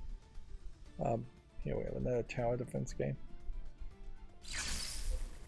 Yeah, I don't think that there's a level of dialogue or story writing that you could put in an RPG Maker game to make it a good adult game. I don't think there's a level of cutscenes that you could put into it to make it a good adult game that way, compared to just making a visual novel and showing those same level of cutscenes. We'll give this one a chance. This feels like one of those old school arcade games.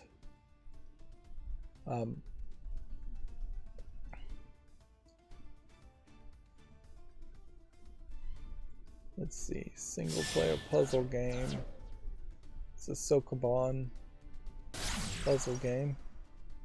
I'll give it a chance, but it's not visually interesting enough to get a YouTube short.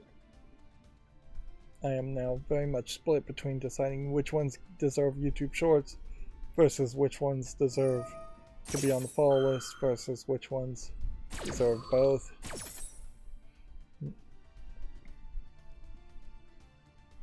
Another thing that's been a problem with adult games so far is that very few of them have any kind of 100 animal lease, it says. Like, action and game work together with a total 100 animals to escape a mysterious facility. This is some kind of Chinese mobile game that's been ported, I would have to guess. It's not good looking. English Japanese, I guess it's a Japanese garbage mobile game. And the quality of games, even compared to the average quality of games, are pretty bad today. But yeah, I've not seen. Is this an adult game? Seems like it might be. Yeah, you've got like the succubus lady in a bikini running around on Deadly Platform. Name of the game is Deadly Platform. And yet, it doesn't seem like she's even wearing a bikini bottom. Or it's blending in with her skin particularly well. Oddly, no mature description at all in this, and it's not in the adult section, which again may just be a case that a lot of games were allowed to slip through over the Christmas weekend when they should have. Valve should have seen that coming and said no. Yeah, I keep losing track of what I want to say. And yeah, I just have not seen a good adult gameplay mechanic outside of just taking a visual novel approach to it. As far as adult content, there's a couple of ideas that start to make sense if you're just making a simulator so that you're giving the player free access to depict whatever they want to depict. But you really get down to the level of something like Honey Pop, where you're adding dating and a generic match 3 game before you start to run into any kind of gameplay mechanic at all that makes sense. Strip poker kind of makes sense. We haven't seen a lot of strip poker type games. They used to be all the fandom in the old days. Like there's hundreds of variants on strip poker. Okay. I think I probably lost here, and this is just another game to potentially abandon.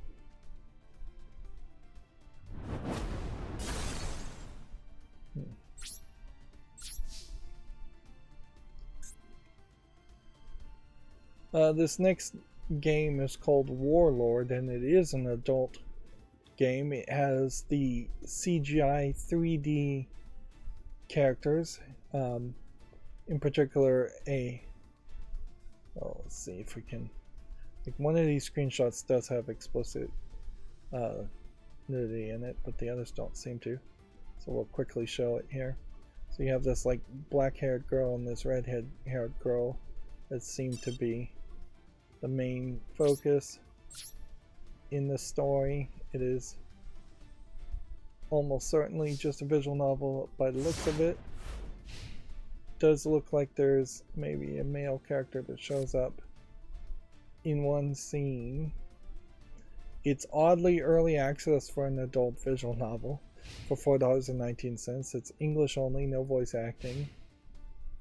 And that's generally what we see, is that we'll see either a flat 2D adult game that has colorful anime characters, or we'll see 3D CGI characters that are using more of a natural color palette as far as the hair and the appearance of the people. And you'll see a split between that, and then you often will see a balance between those two types of adult games with a clearly made by Westerners furry game where it's flat 2D anthropomorphic animal characters, although there are occasionally CGI 3D anthropomorphic animal characters too. This game Warlord, though, again, is not really depicting anything particularly explicit, so it doesn't look that interesting at all. It is. So if this is the way things are going to go, well, for one thing, one of these screenshots definitely is pornographic, so they didn't quite censor it if that was the way things are going to go with screenshots going forward.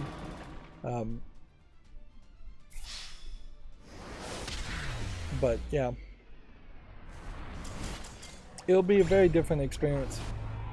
Clearly, Steam, just generally speaking, needs to do more with its adult section. Most people don't ever see it because you have to opt in and turn it on to even know it's there. There's no real way to log into your account on Steam's front page and then click on store and then have the adult section be anywhere close to where you could get it. I would suspect you have to click at least 3 different places and go to at least 2 different tabs before you even begin to realize there are adult games on the storefront. Now, notably, if there's an adult game and you have adult content enabled on your account, you will start seeing them advertised on the front page, but there's nothing that takes you to a specific list of adult games only. Or there probably is a page, but you wouldn't find it. And that's not just adult games. If you want to find the action games, it's kind of hard to go through the Steam front page and get a list of action games that are relatively new. You might find a list of action games, but it's going to be things you probably have already purchased and bought. Let's see. Next we have a game here called Word X Word, which looks like nothing. And then we have Now You Are the Persecuted, which looks like nothing. And then we have X-Raw Streams, which looks like it's some kind of weird both Tetris and Bubble Bobble game. It seems like it's a collection of multiple types of match games. Still not interested in it. This looks like this is a German only game, which we don't get a lot of that. I block Chinese only games because there's such a high percentage of Chinese only games that are bad that I don't even want to bother looking at them as far as looking at all other games that come out on Steam. But I am totally willing to see the occasional German game because this probably is the first German only language game I've seen in 3 months. So it's not a big deal. Of course, there's no accounting for quality, so the vast majority of games, when you're looking at every game released on Steam, are easily dismissible as being garbage. We have COVID Kawaii, which would be cute, colorful COVID.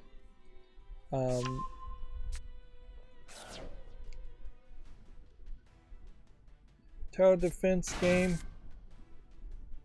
There's notably been very few games that talk about COVID or have COVID in the name. Almost certainly Steam and Valve have been censoring out people trying to cover controversial topics. Noticeably, that they even said they had a rule for it, and I kind of forgot that they had said that a couple years ago. After like one of the school shooting simulator garbage games got reported on by CNN, somebody doing a Steam Direct allowing that on the Steam storefront, they got a lot of bad press for that because in all fairness they weren't curating what people were submitting and putting on their platform. But after that they came out with rules that said we're not going to allow you to cover certain controversial topics, and I would think COVID in general has been one that they've not allowed a lot of games on, or any games on. Now what's interesting here is this doesn't seem like directly that it's an anti-mask or anti-vax type game, nor does it really seem like it's much of a pro-max or pro-mask game, as much as it's just putting COVID in the title as if that would sell. Now, you have to think for only a second to realize basically nobody wants to buy a game with COVID in the name. Like, why in the world would you want that? Maybe if you're trying to do search engine optimization only, you might have a game called Killer COVID.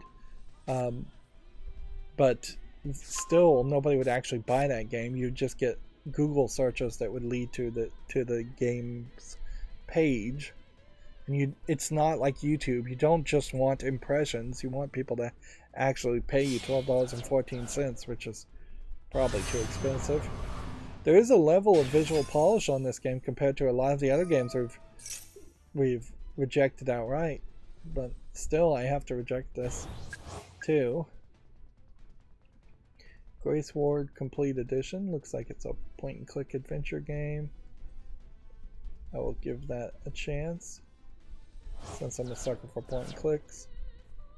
Here we have Girls Eliminated, which looks like it's a match the tile type game with anime girl heads.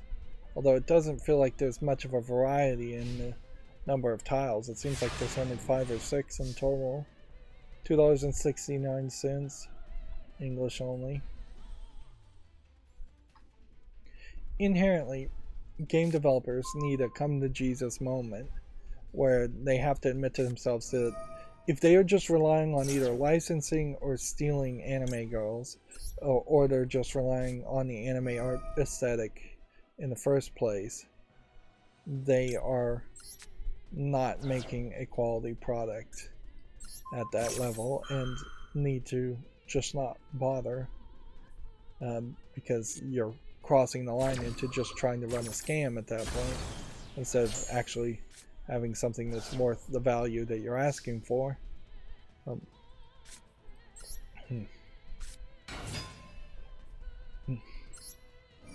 Anime in general has definitely been accused of, and in times I think personally I will say has been guilty of, using their anime aesthetic to convince people to watch shows that are incredibly poorly written, um, or otherwise poorly made.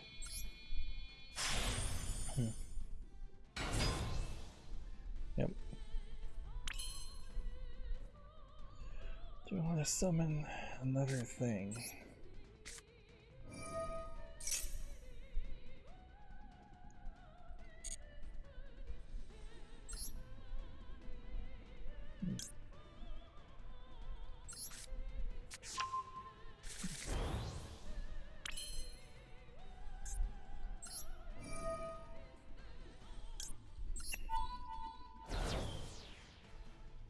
Okay.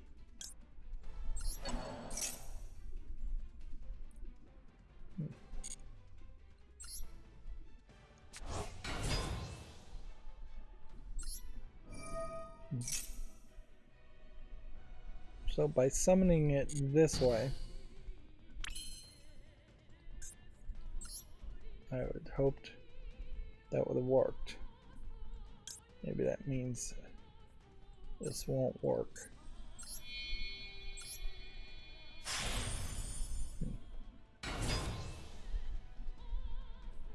I'm wasting a lot of time here when I'm learning possibly just a tiny amount,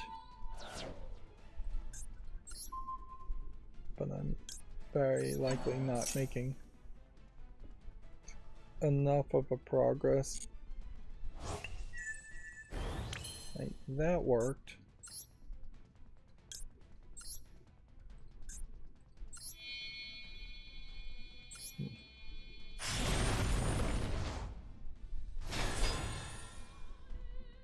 If I can destroy this card with this,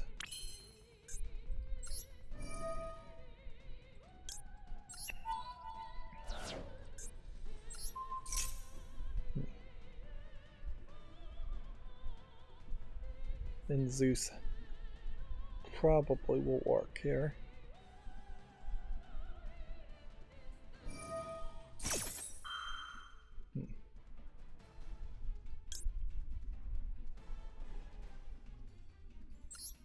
And then I'm gonna play this as a way of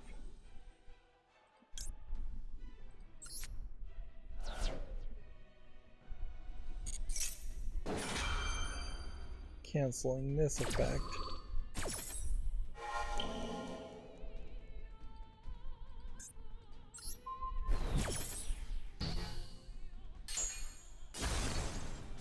There we go. Was able to counter the counter.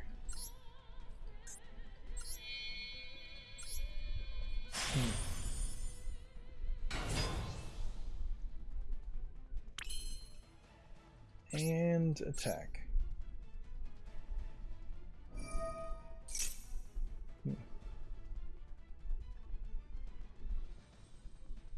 What's this one gonna do?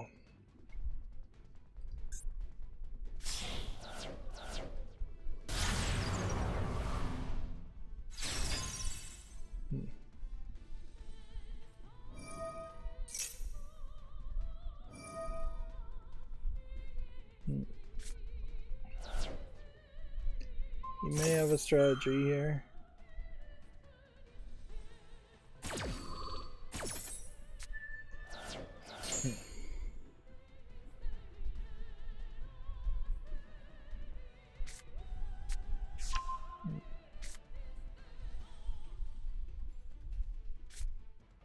He's got all these cards. He's only got 19 left.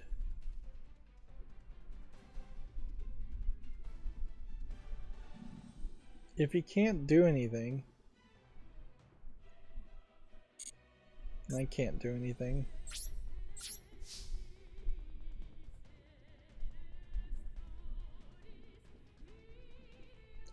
Feels like that bounced me back to main phase 1, but I guess I just didn't make it to the battle phase.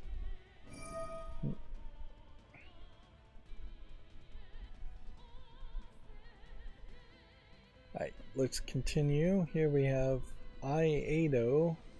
IAIDO, which there's probably nothing here. The VR game. I'll give it a follow. $12.99 English and Chinese. Yep. I am willing to look at games that support both English and Chinese, but just not Chinese exclusive. In fact, I'm willing to look at any game that supports any language other than just Chinese exclusive. And at some point I do need to go back and reconsider Chinese exclusive language games because they may have gotten better. But I think I can confidently wait a couple years before that happens. I'll give this Simple Rolling a chance. There is this this Christmas pinball game called Snowball that I wanted to make some pre-recorded footage on. I don't think I'm going to get around to it though, and frankly, if I make the pre-recorded footage now, it's just going to have to be aired specially. I'd have to record it and then release it in the next couple days for it to have any relevancy at all. Because all my other pre-recorded footage is going to be months and months ahead. Yeah, this is just a snowman platforming, which isn't the worst thought as far as a Christmas-themed low-effort game, but still not good enough to actually want to be played. These fast food chef games. This is one of those games where I think arguably I should make a YouTube short around it for fans of these kinds of games, because I've been curating them out kind of cruelly. Even though they're games I wouldn't play myself, I could see that enough of them come out that there obviously is some small audience, at least. Legend of Ida Brazil. I wonder if this is a Brazil game or if this is the Brazilian version of a game. Looks to me like it's probably an Asian MMO that has a Brazilian version being released. Uniquely a Brazilian version. We don't see much of that either. Doesn't look like much of a game, however, so not really losing anything. Euclidean constructs compass and ruler. You have to solve compass and ruler construction problems. That's an interesting thought, certainly. I didn't get into a lot of bisecting circles or creating tangents in geometry. When I was in school, there was a single geometry class that I really enjoyed. And then I don't think there were any other geometry classes available after Geometry 1. Ironically, geometry, not really that useful, even in video game design. You would think it might play some role, as I was trying to be a video game designer at the time when I was in school and thinking about that. But yeah, you just don't use you just don't use geometry proofs, which is all I did in the back half of geometry. It's just proving something equals something else using a lot of algebra and geometry combined. But yeah, you just don't use any of that when you're trying to create a video game. I doubt even that much geometry is being used when you're building graphics cards if you were a top tier low level designer of graphics cards. If you were a theoretical mathematician, geometrist, you might think of some kind of algorithm to make things render a little bit better for human eyes, and then that might be copied from some kind of paper printed around that. Somebody working in a university as a geometry teacher would probably write that kind of paper, and then that would eventually filter down to NVIDIA making graphics cards. Um, but I did kind of enjoy some of the geometry stuff. I was taking both algebra and geometry at the same time, and while I enjoyed algebra too, I enjoyed geometry a lot more. Um, and it was weird that they're separate classes when really you could be bouncing between the idea of algebra and geometry fairly nicely. I guess though that this game is not visually appealing enough to make a YouTube short around it. And this very possibly is not actually a game as much as it is a calculator. Um, Next we have Idle Game. There's only like 5 more games that even came out. And see, we're looking at December 26th, so basically nothing has come out this morning, which I'm not super surprised about that either. This looks like nothing. Japanese only game. Looks like one of the G mode mobile phone games that are being ported. I don't think it actually is a G mode game though. Grabatoons.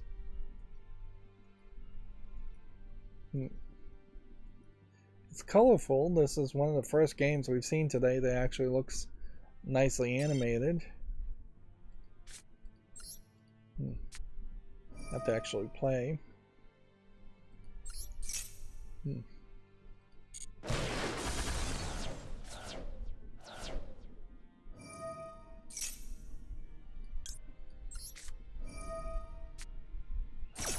Just go ahead and cancel that ability. We'll go ahead and draw more cards, even though we don't really need it. That way it will potentially trigger him canceling something else out. Probably shouldn't put a trap face down if I am going to now engage with getting Zeus on the field.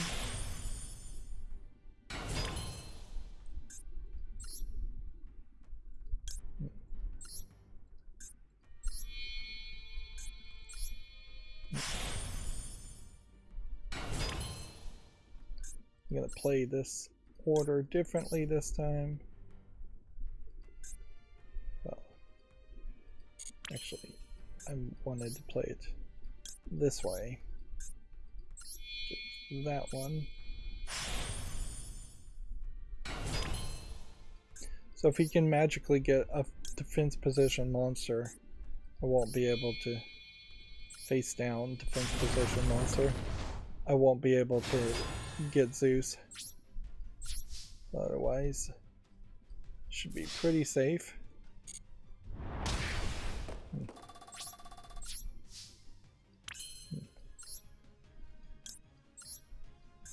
Too many clicks to accomplish all of this, certainly.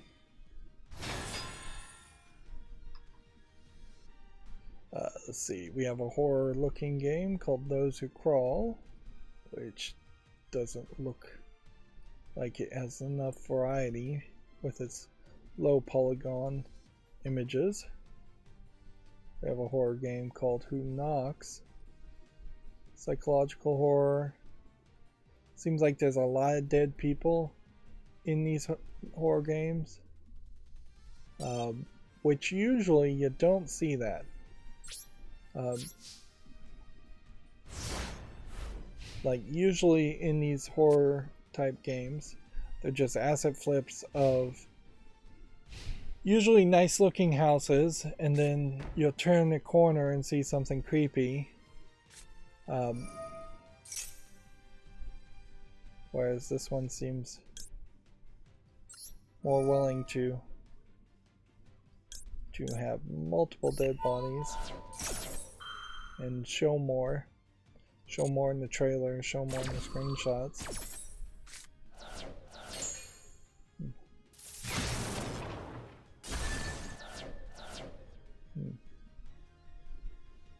So he cleared the field.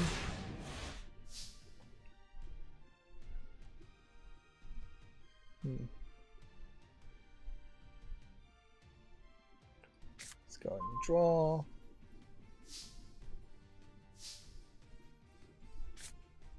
Just put that face down in the turn. So yeah, I would say Who Knocks deserves a follow. $6.99, English, Italian, German, and French. And then our last game that came out over this Christmas weekend is Zavoid, and it doesn't look like anything. So then we have our GameDeveloper.com articles for today, which is also going to be probably old news. Right. This has to be our last game for today. Unfortunately, we're still not really making the level of progress I'd like to make to get to Platinum. That probably bends around the fact that I'm playing the Zodiac Tri-Brigade deck when I should be playing the Flo Anji's deck or a different deck. Right, well, the good news is we can do all of this again.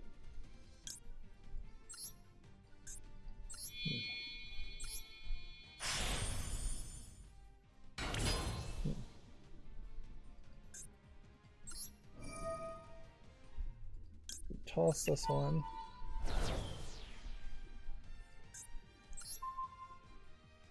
We can really only do this. So that didn't actually help anything.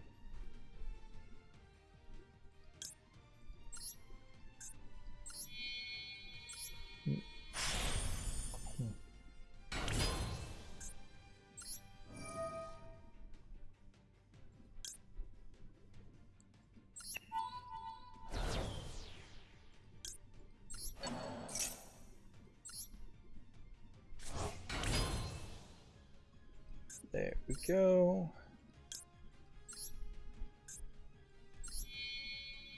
At this point, I'm going to start running out of room.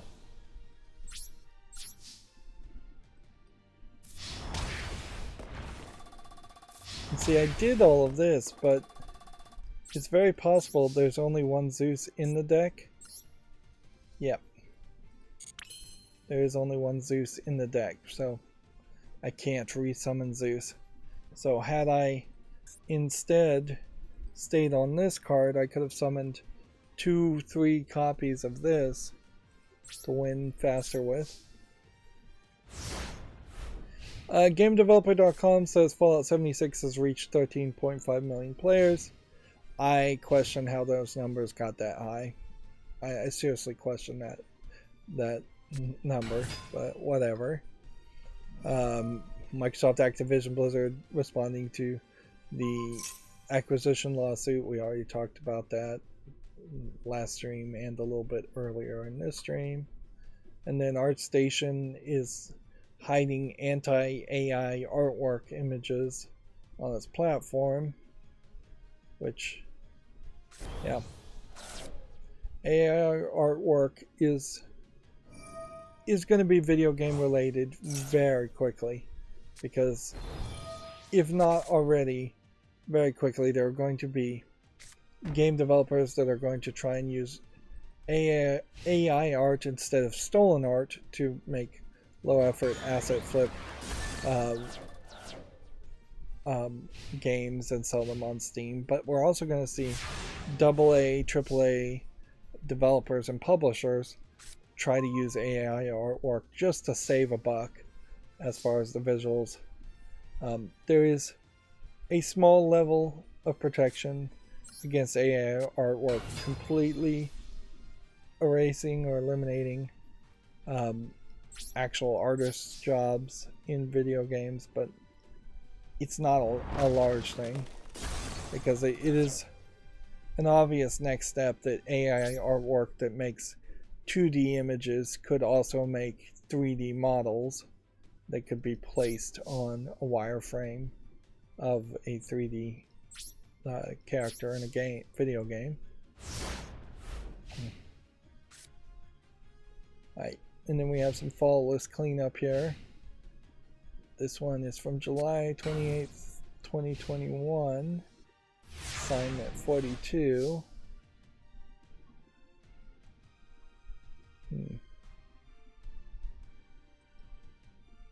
Which seems like it's a collection of puzzles or escape to room puzzles or adventure things. 75% positive, but only 16 reviews. Still in early access. I think for something that came out in July of last year, that deserves to be abandoned from the fall list at this point. Assassin's Guild from November of 2022. I will give more time to that. Let's go ahead and play this.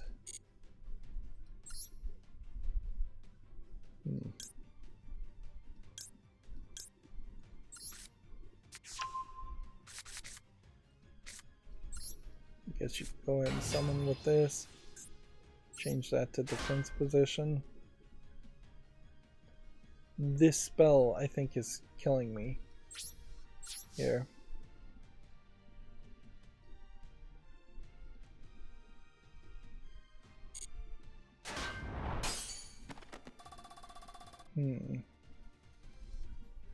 Yep.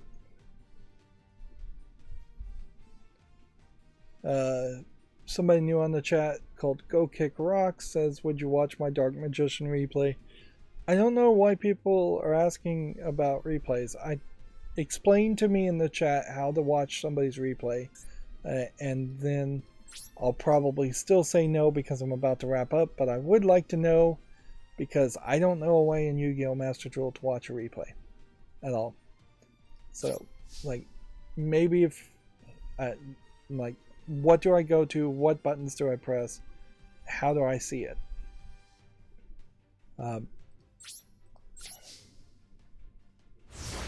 I'll make a, you know what? I'll make a better offer than that. If you can explain to me how to watch a replay on Yu-Gi-Oh! Master Duel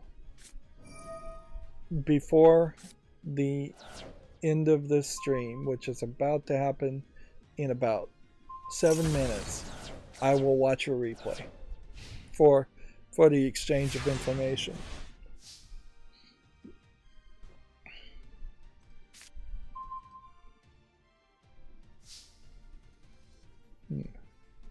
Add as a friend and look at the profile. Okay. Well, replays show on the account.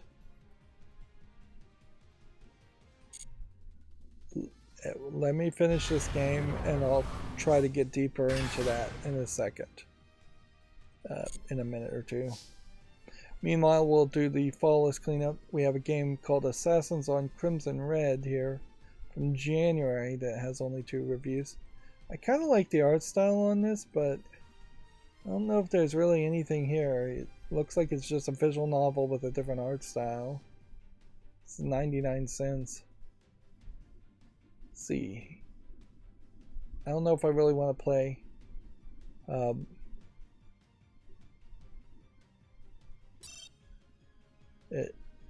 don't know if I want to play like 30-minute long visual novels. Although that is kind of an intriguing idea in itself. Is to get into playing visual novels that are only 30 minutes long and have 6 multiple endings. I can definitely make 6 episodes of a game like that.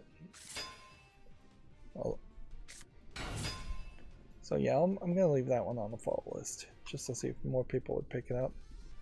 Aspire Ina's Tale is out of early access, and it is a much more relevant game as being very positive.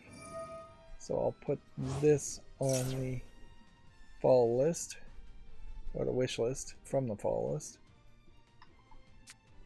Azazel and the Power Dagger is from June. I don't know why this would have really even been on the fall list in the first place. The visuals here do not look good enough.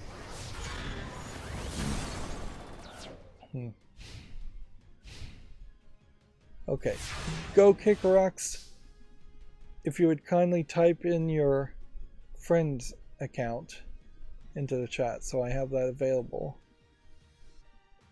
to friend you in case we aren't friended.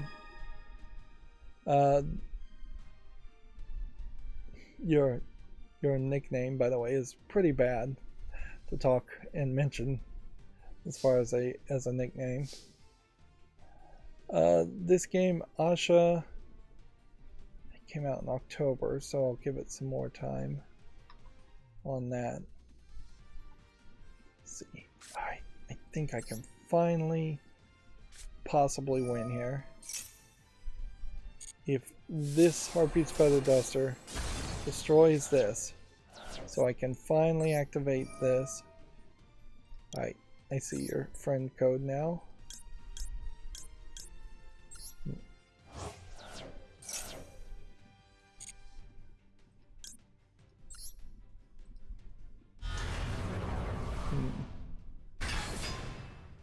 Take that. And which one should I really banish?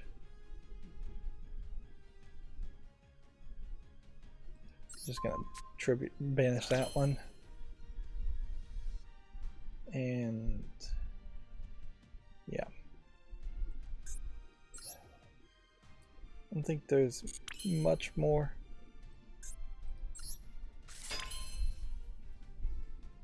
Yeah, let's summon this.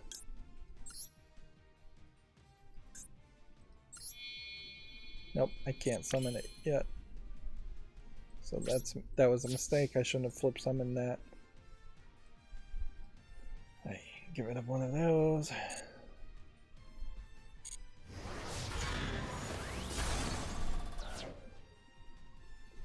Yeah, if he can attack here, he could do a massive amount of damage.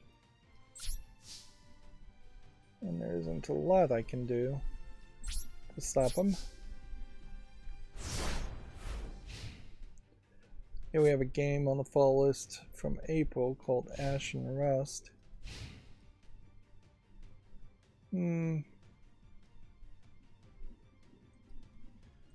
I'll give it some more time. There might be something. I think probably this Tetris inventory concept probably caught my attention there. Then we have one called ASCII the Brave Cat, which probably could say no to this since it's not relevant. Then we have Artistic Life. Is this in early access still? Nope. Some kind of weird card game, but it is mostly positive overall. Although it's mixed reviewed lately. But I'll give that put that on the wish list. Artformer, Ancient Stories. This is another game where I probably am going to have to make just an exception and say yes. It's not very relevant. 77% positive with 22 reviews, but I like the art style, so I'll say yes. Very possibly I'd buy a different game with a similar art style and then say no, because there probably doesn't need to be two of those types of games in existence.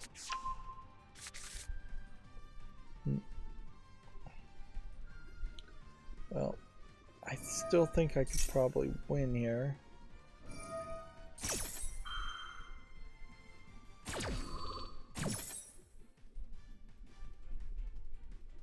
Banish from one monster from the field or graveyard. Nope, I've lost. Alright. We have a game called Art of Fury Virtual Gallery. Is this a VR game?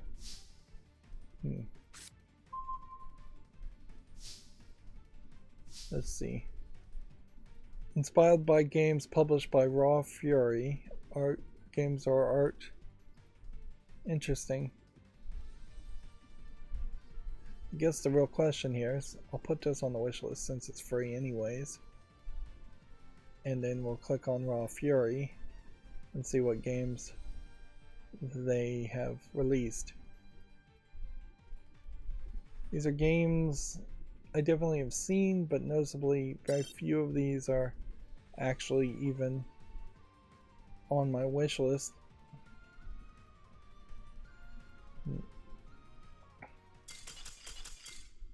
Yep. And I just surrendered because I didn't play, but that's fine.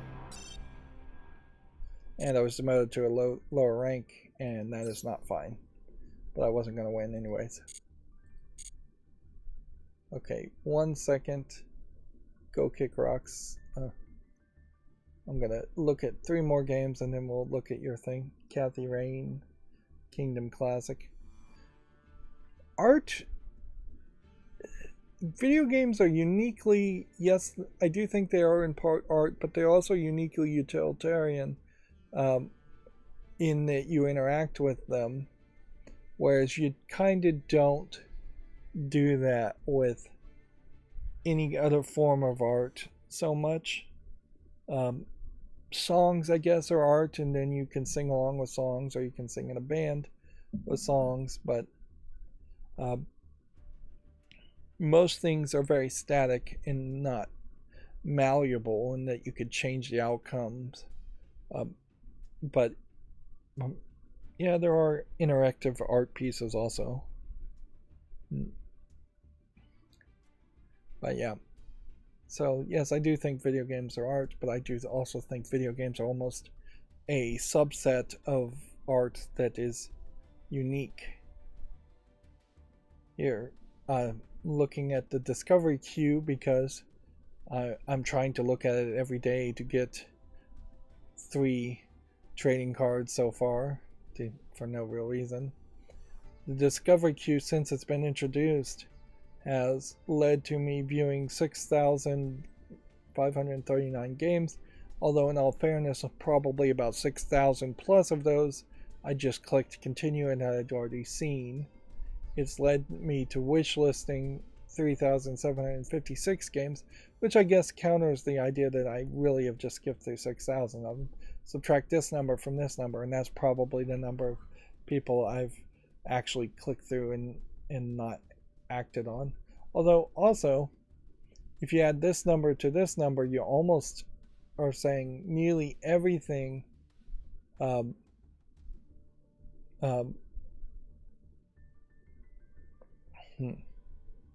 Nope, these numbers don't mean that at all, do they? This is deceptive. It doesn't mean you've wish listed 3,756 games from the 6,000 you viewed in the queue. It just means I've wish listed that many games. Which, yeah, I'm approaching 4,000 games that I would be okay with purchasing and owning, even if I'm not going to play them all. Or I would be okay with somebody else gifting me those games off my wish list. The fall list is at nearly 3,000 games, and it could be pared down by this time next year to easily around 1,200 games, because there's not a ton there. I did want to point out, even though I'm not really leaning towards buying anything during this winter sale, there is a considerable number of games that are cheap, like 99 cents, and a lot more games in particular that are below 99 cents or below even 69 cents. So there has obviously been something that's been changed where you can sell things now for like 29 cents or 11 cents. We'll see what the smallest number on this shopping cart is. But yeah, you can get the first 3 Alone in the Dark games for $3. That's pretty good. Criminal Girls invite only if you're into anime girls and RPG mechanics. Dungeon crawling, I think. You can get that for $4, which is a much more reasonable price for a game that tends to be overpriced because it is such that niche. I can get Metro Exodus and the Season Pass and Metro Last Light Redux for $11. I can get the War of Mine Complete Edition for $4.63, which arguably that would be something to remove. Another World for $2. It's a little overpriced, but it is historically relevant. 99 cents for this one. Spiral Scouts for $1.99. Maybe that's too expensive. Stasis for $2.98 is a little expensive. You can get the Galgon 2 Complete Edition for $11.61, which is much more reasonable a price than $40 with a ton of VR or DLC. I can get some Leisure Suit Larry items, mostly just Leisure Suit Larry Wet Dreams Don't Dry, for $7.05, which arguably that's too expensive. Ukulele Buddy Duo Bundle would let me get Ukulele and the Impossible Layer for $3.82. Degrees of Separation is $3 from $20. That's still probably a little too expensive. This Odyssey, the Story of Science Mist-like clone for $2.24. Origami Shadow Edition would get me Origami and Origami Nightfall for $3.74. Noticeably, you can get Code Vein Deluxe Edition for $11.99 instead of it being $80. Much more reasonable. You could get Dragon Age Inquisition Game of the Year for $4.79, a little expensive there. Fallen Order Deluxe Edition, which this game came out just a couple years ago, for $7. Suicide of Rachel Foster for $1.79. Puzzle Agents for $1.99. Pathological Classic HD $1.29. Obscurity is 69 cents. Rethink Evolved is 99 cents. I probably dropped that again. The Norse Horror Bundle includes Unforgiving: A Northern Hymn and Absolov: End of Gods for $3.13. Ember for 99 cents. Shadow Warrior 2 for $2.99. Siberia 1 for $1.29. Ghost in the Pool, I think, is a visual novel horror black and white game for 99 cents. Tales for 99 cents point and click. The Apogee Throwback Pack for 99 cents. Landlord of the Woods is, I think, a weird puzzle adventure game for 89 cents. Silence Asleep 84 cents. No Ghost in Stay Home for 79 cents. Devil Came Through Here trilogy would give me the Cat Lady album and Downfall soundtrack for $1.33, which in this case that would just be me buying a soundtrack, which I tend not to do. I've never done before. Nordlight is 49 cents. Altered Cosmos is 49 cents. Murder Most Fortunate is not 49 cents. Parking Slide is 44 cents. Combat Rush is 44 cents. And Egyptian Senate wins the price at 39 cents. Far, far below the 69 cents maximum that it seemed like it cost that Valve was enforcing. So that puts the total of that entire list of games at $114.41. Not a lot at all. I could definitely curate that down to about $60, $70 easily. Overall, the number of items is not calculated in total, but it does seem like you're talking 50 or 60 games. Now, noticeably, none of these are amazing games. They're not AAA games that came out in the past 4 or 5 years or anything like that. And the winter sale still is going on January till January 5th. Voting for the Steam Awards still going on, and I've not heard anything new about the Steam Deck giveaway things. There's nothing on the storefront that says anything about that at all. And yeah, there's really not anything special happening on this sale either. These Steam sales, they need to find more of a gimmick, but they've kind of given up on that quite a bit. we're not even seeing like the mini game stuff anymore as far as playing a mini game. Oh, and I guess I have a whole new selection of daily quests that I'll probably do on Wednesday. Sorry for Go Kick Rocks to make you wait that long. Let's try this. So, let me see if I can actually look at my number pad. 081 573 510. Now, I will definitely say I'm not going to do a lot of this as far as showing people's.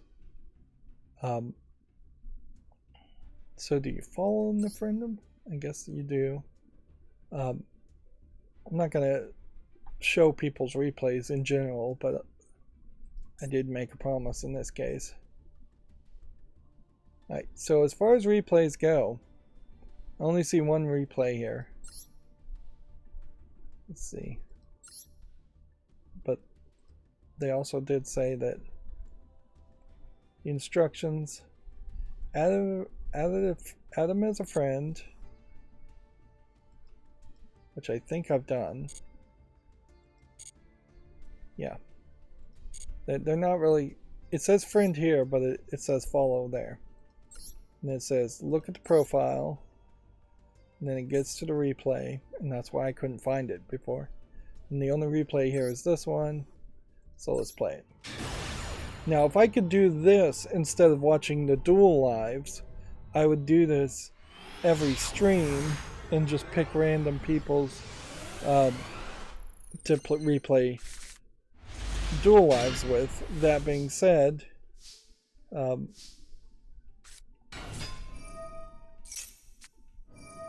but I don't think this is going to count towards the Duel Live daily quest to watch this. Go Kick Rock says I have 9 more saved. Click on the replay.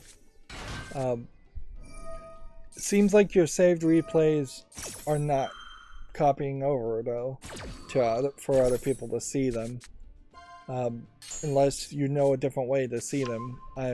It's only presenting me this one, so if this isn't the replay you wanted to show off, I'm sorry, but that's the only one I could show off. And inherently, the reason why I wouldn't do this for any other time is I just don't pay any attention to Yu-Gi-Oh! So I'm not really gonna pay attention to somebody else's replay or what they're doing. I don't have a level of knowledge to know like what these cards are or what they do, nor do I have the crafting points to craft them, even if I did really like somebody else's deck.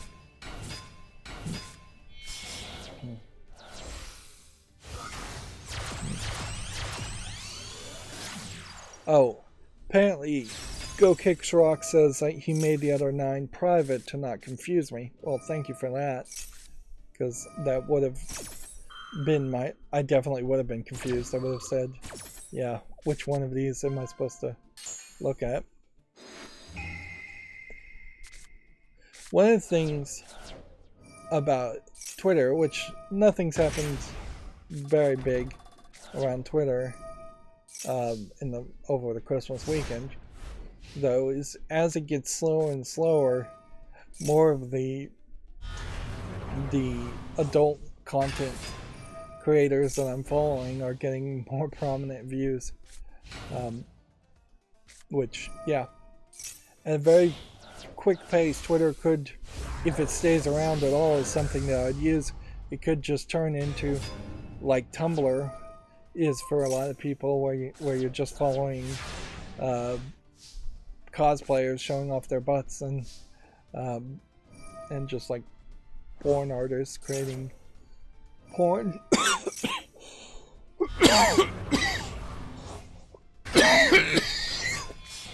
Excuse me.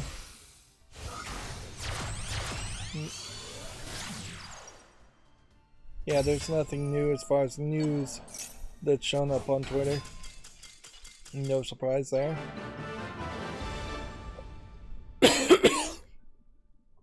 And his opponent surrendered. Okay. So now I know how to do a replay. I almost certainly will never do a replay again. Notably, it did not get to do live. If they changed this to the point where it says spectate do live or spectate a replay, then I would do more replays in the future. It is the same issue as far as like playing people with friends too, is that I only play enough Yu-Gi-Oh to barely get these daily quests done, to get the gems, to get barely enough cards to maintain some level of success, some small level of success. So I can't really spend the extra time to play people, since it doesn't do any of the daily quests. Thank you to Go Kick Rocks though for explaining how to do replays to me, so at least now I know. And with that is going to be it for this stream. I will watch the duel live off screen. As always, I ask you to like, share, subscribe, comment, and watch every second of my videos because that helps me with YouTube. If you want to further follow me on any other social media sites, there's a bunch of links down below. And if you want to support me further, there's a link to Patreon that's up and working. Or you could just friend me on Steam and get my game off my wish list or a gift card. Thank you for watching. Have a good evening.